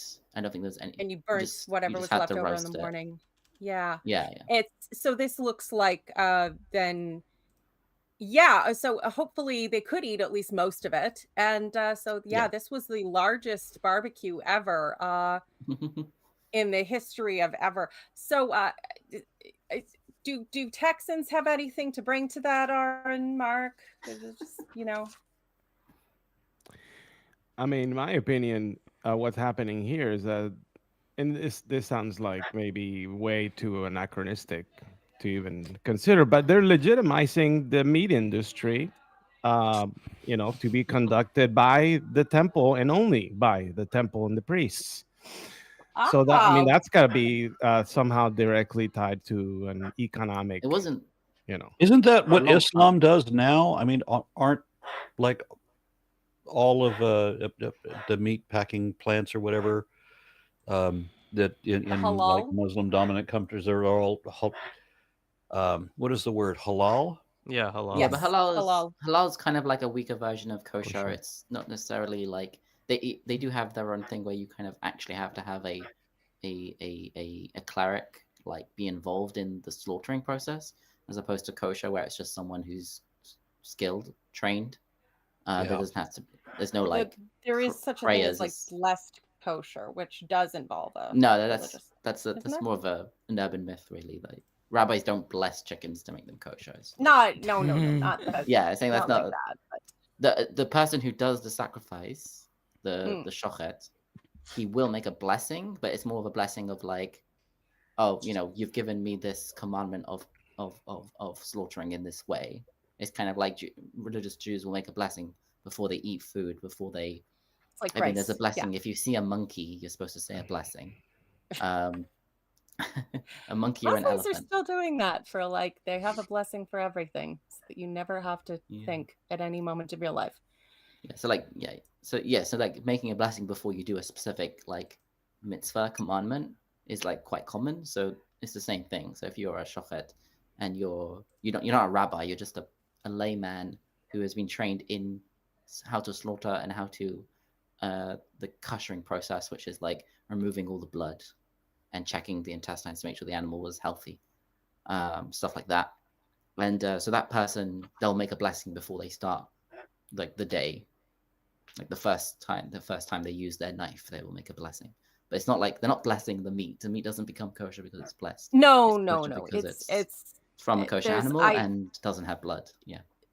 I had a never mind. I had a job where there was still that myth going around, apparently, from a good many of the Jews who were ordering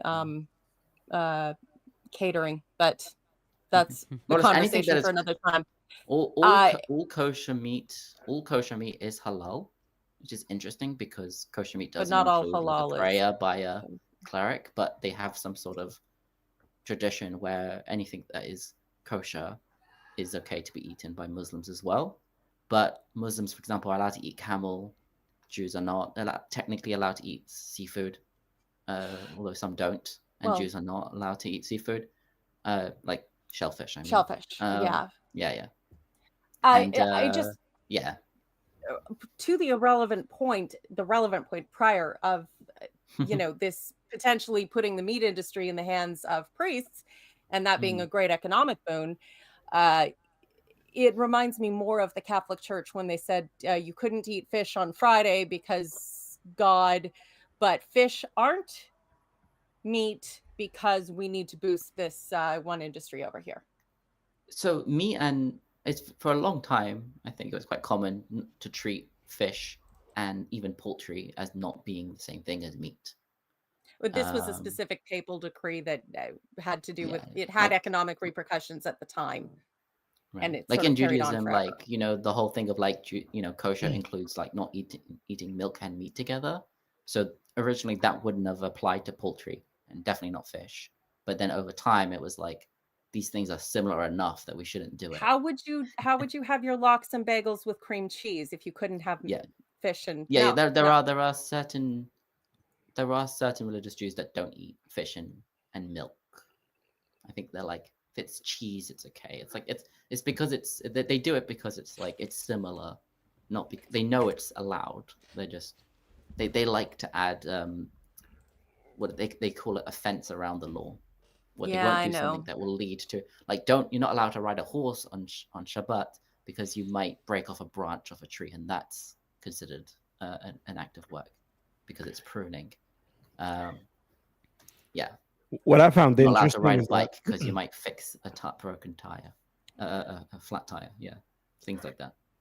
even though there's whole prohibition against eating pork, for instance, that some archaeologists now are talking about how there's evidence of like people raising pigs in the land of Israel, like it was a common thing that it was. not necessarily people But were not. This was not something that it's just on But the paper. archaeologists do see the absence of pig bones and stuff in sites in Canaan as being a sign of Israelite presence, because they would have had developed. Everybody else had pigs pork very early on, and everyone else had. And pigs. it doesn't say in the Bible don't eat pig. It's just Mhm. this is a common animal that people eat around the world that Jews don't eat because it's not kosher. But there's so many other animals that are not kosher that other people do eat, like rabbits and shellfish, camel, donkey, horse.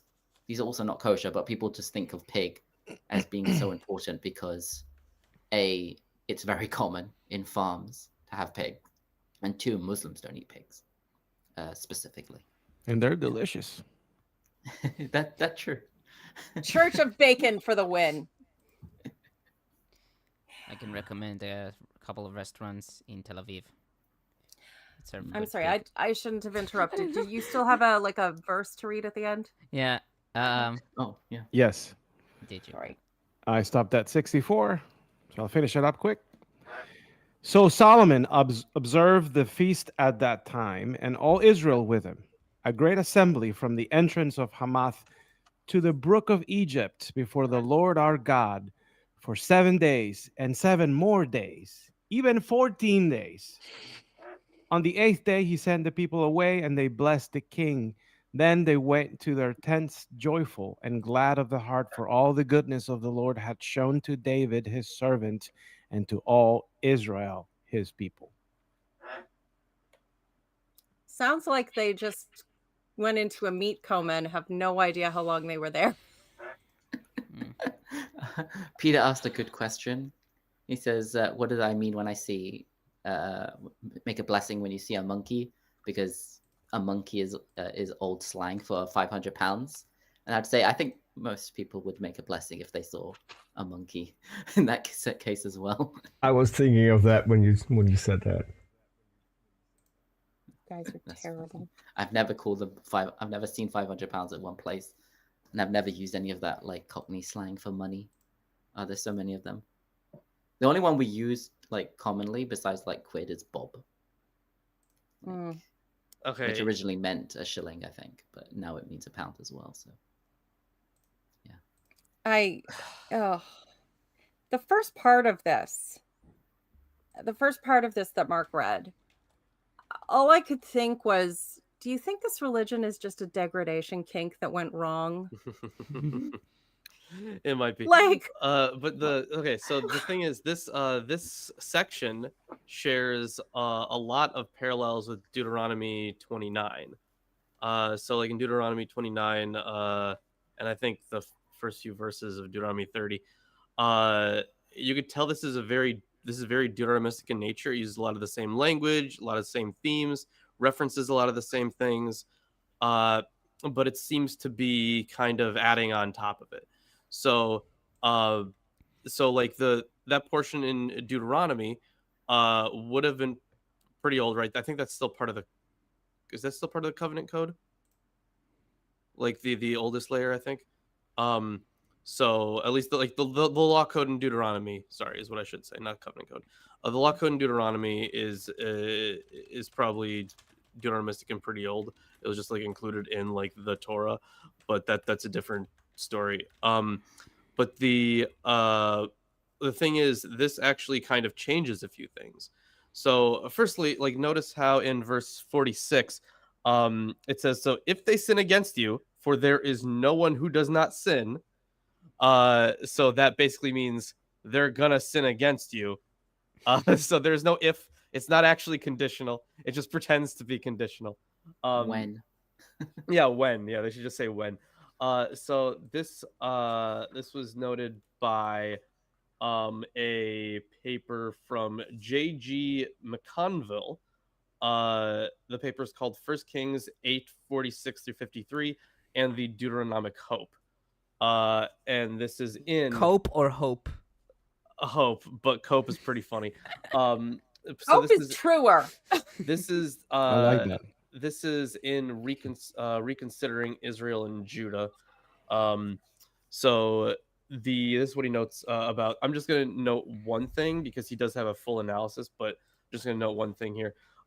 In the remaining pair of ideas, a negative connotation in Deuteronomy 29 is turned into a positive one in 1 Kings 8, where the sinful man in the former passage thinks only stubborn and complacent thoughts, quote, in his heart.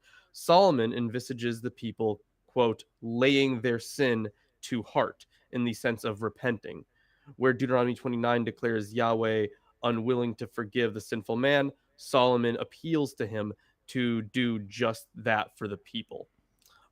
So like this would make sense in a post-exilic period. Because like, I mean, if the section, you know, from 46 onward doesn't tell you that this is post-exilic, I don't know what fucking will. But yeah, The only counterpoint I would bring up, the only counterpoint I would bring up is that, post-exilic writings are infamous for really pushing the blame, and when you inevitably mess up, God will come for you, blah, blah, blah, blah, blah, blah, blah, blah.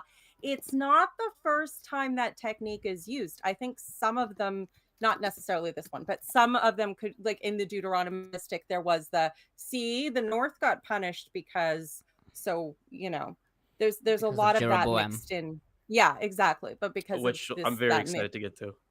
Yeah, this, that, and the next reason that we're going to use to, you know, promote our own agenda. The guilting thing it's not like it didn't exist prior to the exilic and post-exilic voices and, you know, the loss of the temple. But they were just taking a very useful theme and amplifying it beyond all reason. Like the degradation kink they apparently had, and I will kink shame because I didn't need to be drawn into this as a kid, so... Something else too is that this whole theme that we read in books prior, I think maybe as early as the Joshua text, where it would say that, oh, the place where Yahweh will choose to be worshipped, which hasn't been defined yet, it seems like, you know, this will be, and now finally that place is revealed here, and hence the big old inauguration. Something else too that I noticed on the text here is that this whole concept of, I guess part of the argument for centralizing the temple is it's the proximity concept. Like, hey, because we're so close, we're near the presence or where the name is housed, that therefore God will hear us and hear our prayers and grant our wishes because we're here and he's there. Sort of like treating the temple as like a satellite station or something where we get better reception. Yeah, they're closer. It's easier for them to shout over the fence. Superstition, Okay. yeah. So follow me on Also, something. they can offer offerings quickly because they don't have as far to go. So follow me on something. So you know how, okay, so here at the end we have like an actual, like the big sacrifice, right? But at the beginning of the chapter, we have like just like, oh yeah, it was countless, it was a big sacrifice. But this is like the big sacrifice where everything's described. So part of me, there's an inkling, I might totally be wrong here, but there's an inkling like, what if this is also like one of the things that was, you know, pre-exilic and post-exilic? Like, what if the first sacrifice was just kind of like, oh yeah, here's like a big, great dedication, but it didn't really mean as much. But it would mean more upon return. So that's why you have a second, more detailed sacrifice. Mm-hmm. Did the I'm Deuteronomistic speculating. source not number things as much overall? Because it's possible that the importance of numbers, of giving numbers to your stories and making them sufficiently impressive or meaningful, some of that, at least in the sense of numbering quantities, I wonder if they picked up some of that in Babylon, because there was actually fairly advanced mathematics and writing and so forth. Oh, calm down. Tomer's about to get real horny hearing about What? numbers and math. And, calm down there. And just a second, what Lauren said, I think also part of this could also be like this, the caveats, like, but the temple can be removed, and then that communication will be cut off. So that could be something that upon the return from the exile, it's like, hey, we got to make sure we don't do what our fathers did that got them to lose the temple. Right, yeah. It's always this technique I'm commenting on is all about the scare tactic. It's just after the exile, they had a bigger stick to hold over their head. Because remember that beating I gave you? It was bad. Wouldn't want that to happen again. I keep beating them. Why don't they love me? I still really do like Matt's mafia boss analogy. Yes. It's very, very, very accurate. Okay, so I'll start on 44 and 45. Cogan notes that in the Deuteronomistic literature, war is God's commandment, while in the priestly literature, there is emphasis on going into battle by God's approval through the Urim and Thummim, as we see in Numbers 27:21. Fritz writes that these verses presuppose that the way leading into battle has been determined by an oracle, and thus by Yahweh. Sweeney writes that the use of the illegal language, "you shall do justice," presupposes that the Israelites have suffered some setback due to lack of righteousness. He writes that the issue of offensive war precludes an exilic or post-exilic date. On 46 through 53, as noted previously, these verses presuppose the exile. Sweeney writes that the contrasting uses of the verb roots shin bet he, to take captive, and shin vav bet, to return and repent, reinforce the Deuteronomistic association of misfortune, here portrayed as captivity, and repentance, here portrayed as a necessary result of the people's misfortune. Fritz notes that the description of Egypt as an iron smelter occurs elsewhere only in Deuteronomy 4:20 and Jeremiah 11:4, and is thus a late metaphor. He adds that the request for merciful treatment, and not for the return, points to a time in which the exiles accepted their fate and started to settle in foreign lands. That does remind me of the sort of tension between some of the prophets who were writing to people to seek peace where you are versus the ones who were like, we'll be brought back. We should want to be brought back, etc., etc. There was, we're going to have fun during the prophets, but damn, that's going to be long. On 55 through 61, Cogan comments, "This is a new and final section where the king addresses the people and blesses them. Later on, he asks for Yahweh that he'll turn their hearts to him to keep his commandments. This section is conceptually different from the previous ones. The place designated for the temple as a center for the people's prayers in the main section, verses 22 through 53, is missing here, and their request that Yahweh will turn the people's hearts in advance makes the role of the temple redundant, since the people's heart will be, quote, peaceful with the Lord our God, to walk in his ways and keep his commandments, end quote, verse 61. This entire section is missing from the parallel version of 2 Chronicles 6, and it is unclear if it was intentionally omitted by the chronicler, or that the description in Chronicles represents a version of 1 Kings 8, which did not yet include this section.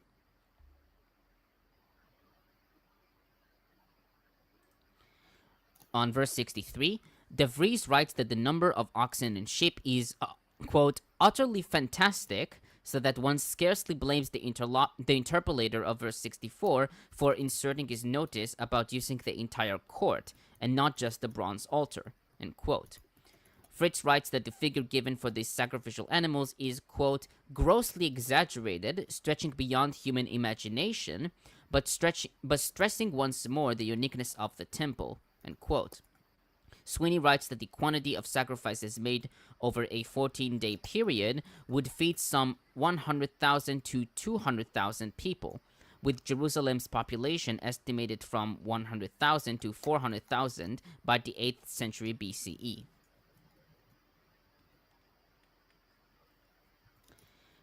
And finally, on verse 65, 7 days and 7 days more, 14 days in all.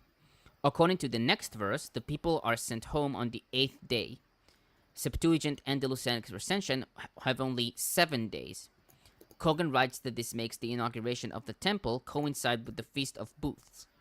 According to 2 Chronicles 7:10, there was only 1 week of celebrations, but at a later stage, another week was added to the altar's inauguration, as we see in 2 Chronicles 7:9. According to Montgomery and Geman, this week was added as a gloss to this verse. It sounds like a black Southern church, but they just dragged it out so long that it fed into the holiday. Probably good. A good bit of barbecue there too. So it makes a lot of sense. Now, Christians. Uh, Yeah. So Ephraim wrote that the 2 weeks of festivity prefigure the festivals of the Christian church and the day of the Last Judgment. And by prefigure, we mean, well, maybe I can staple some kind of connection to this. This reminds me of that, so I'm going to pretend that it's prophetic somehow. it's worse. In this case of prefigure, it's that they literally copied the Jewish festivals, Christianized them, and then said, "Why are you copying us?" I wanted to make a comment. Anyone want to know where colonialism got its attitude of appropriation from? There. I want to read a comment. Somebody did the math on the sacrifices. It says that number of sacrifices in total would have been 142,000 if you count the sheep and the oxen. Assuming an average weight for oxen at 1,000 pounds and a sheep 200 pounds, that's 11,000 tons of oxen and 12,000 tons of sheep, or 23,000 tons of sacrifices, which equals 46 million pounds. And for Isaac, that means weight, not money. Right. What? Which is better but than a monkey is 300 pounds money, not 300 pounds weight. I know the difference. He wouldn't recognize pounds as money unless you said quid. Of course. And then it says that it would also take about 100 plus football fields to contain the living animals.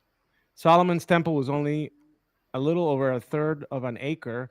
If each animal had a seat in Lincoln Financial Field, or where the Philadelphia Eagles play, they would fill the stadium twice with a few left standing. Oh my God, Americans, anything but the metric system. Lincoln's. What was the name of that? What was the name of that that football field? What was it? Philadelphia Lincoln Financial Field. So what I'm hearing is they're on a mountain, so they just took over the next valley, filled it with animals, slaughtered and burned them all, and it had no effect on anything ever. It's also more or less 441,000 gallons of blood. So keep that in mind. Who else? Clement of Alexandria and Cyril of Jerusalem said that the incarnation of the Lord is foreshadowed in the words pronounced by Solomon, "Will God in very deed dwell with men on the earth?" So archaeology insists on this thing that the theology we're stealing from insists is so absurd they use it as a byword for idiotic and impossible, but they're really prefiguring our genius invention. Prefiguring meaning own it before we stole it. Fulgentius said, who lived in circa 5th through 6th centuries, wrote that in Solomon's words, "Even heaven and the highest cannot contain you, much less this house that I have built," we have a further proof that God cannot be contained in any material space. Why are you laughing at Fulgentius? I have a friend in Rome called Big Bullius. That's part of the argument that Solomon makes has a here, is that wife. the heavens can contain God, so it's spilling over into the temple, which can't also contain it, but it's there, right? Could God stop spilling everywhere? Chrysostom said that in Solomon's words, only you know what is in every human heart, there is also a foreshadowing of Christ's omniscience during his life on earth. Yeah. His omniscience, right? The one that said, "Who touched me?" And the one that said, "Some of you standing here will not die until I come again in glory." And the one that thought all the kingdoms of the earth could be seen from on top of a mountain. That omniscience. Cool. Cajun wrote that Solomon also demonstrates in his speech that every human being is endowed with free will. Yeah. Caesarius. Really Disagree. because God randomly decides that he's going to harden somebody's heart So I don't know. and play the other side of the Wills chessboard. is well endowed. No. We have free will. We have no choice in the matter. Caesarius said that the two altars set by Solomon in the temple of God symbolize the altar of our body and the altar of our heart. I hate that. I hate everything about that. I mean, if that's So not much. ancient cringe, I don't know what is. Oh, well, this altar is getting high, and it also has a protection order out against God.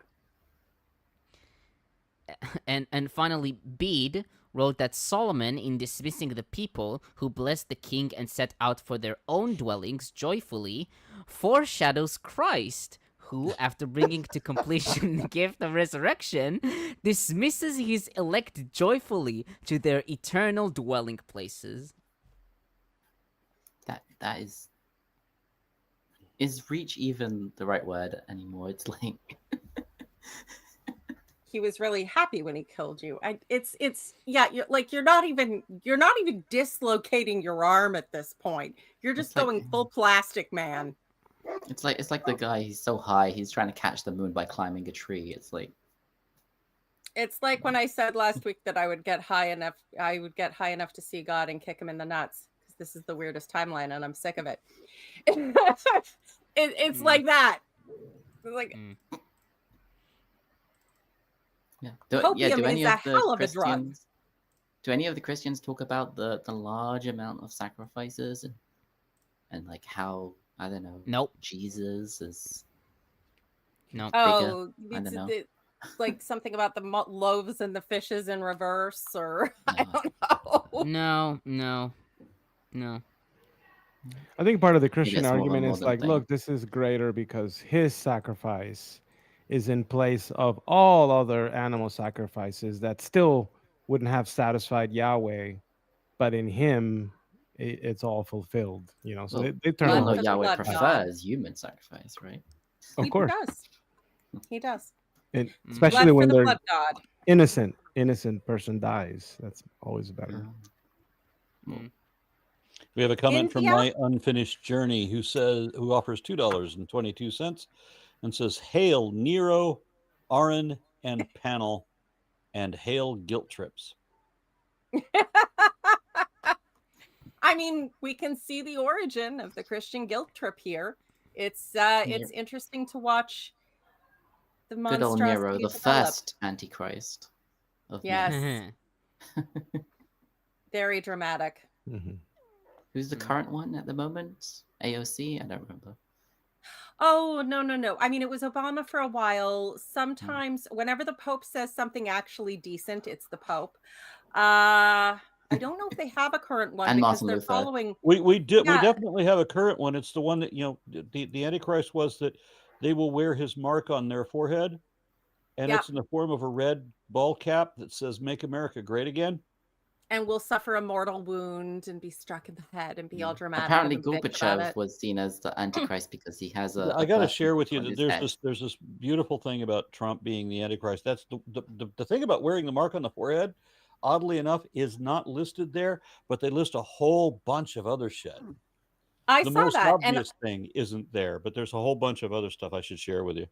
it's a great meme. I've seen at least one of those. I don't know if it's the same one. There could be several, but yeah, the best equivalent for this biblically inspired side theory of an antichrist, literally on every single point to an absurd degree, is actually Trump, and he's the one they're worshiping.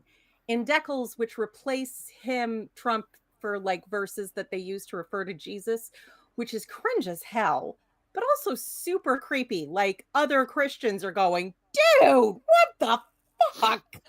Yeah. And isn't Well, one of the it's- most like popular like things about the Antichrist is that he'll be loved and admired or whatever? And Well, followed yeah, by those who claim to be God-fearing. Yeah. Yeah, one of those attributes is that he would usurp, right, the presence of God or pose himself as the Son of God or Messiah. And so, yeah, I if anything, alone he's can save you. I am the chosen one. right. He would come in and offer a sacrifice in the temple. Like that's, I don't know. I see Trump holding the Bible. Like I think he's trying to emulate that whole thing with that whole picture up and everything he does with the Trump Bible and all that mess.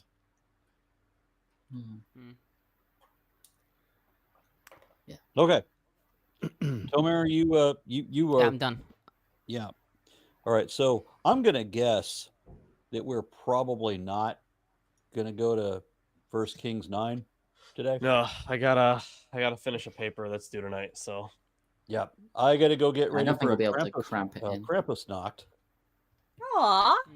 Yep. Well, as you this do. is actually going to be really fun because this is where we go full mythical with Solomon, and he gets to tell us all how humble and virtuous he is. the right. most humble, Oh the yeah. most humble person. Looking forward to meeting up tonight, Mark. Yep. Same here. Jelly, guys. I will be wearing horns, so and a mask. Okay. Good. Good night. Good night. Bye. Join the Join Discord. Discord. Any last Yeah, words, join the Discord. Lawrence? Fucking Do we have to join the remind you every Discord. single week? Come on. Listen. Sometimes Aaron just ends things. Join the Discord, subscribe to Milwaukee Atheists, do all that stuff. Otherwise, you're not cool in Aaron's book, and I think you want to be cool in Aaron's book. So do that. Also, watch that systematic classification of life, at least the first video, which honestly, compliments from my dad. I showed it to him a couple years ago. He really liked it and Wow. thought you were cool. Thank you. All right. I do.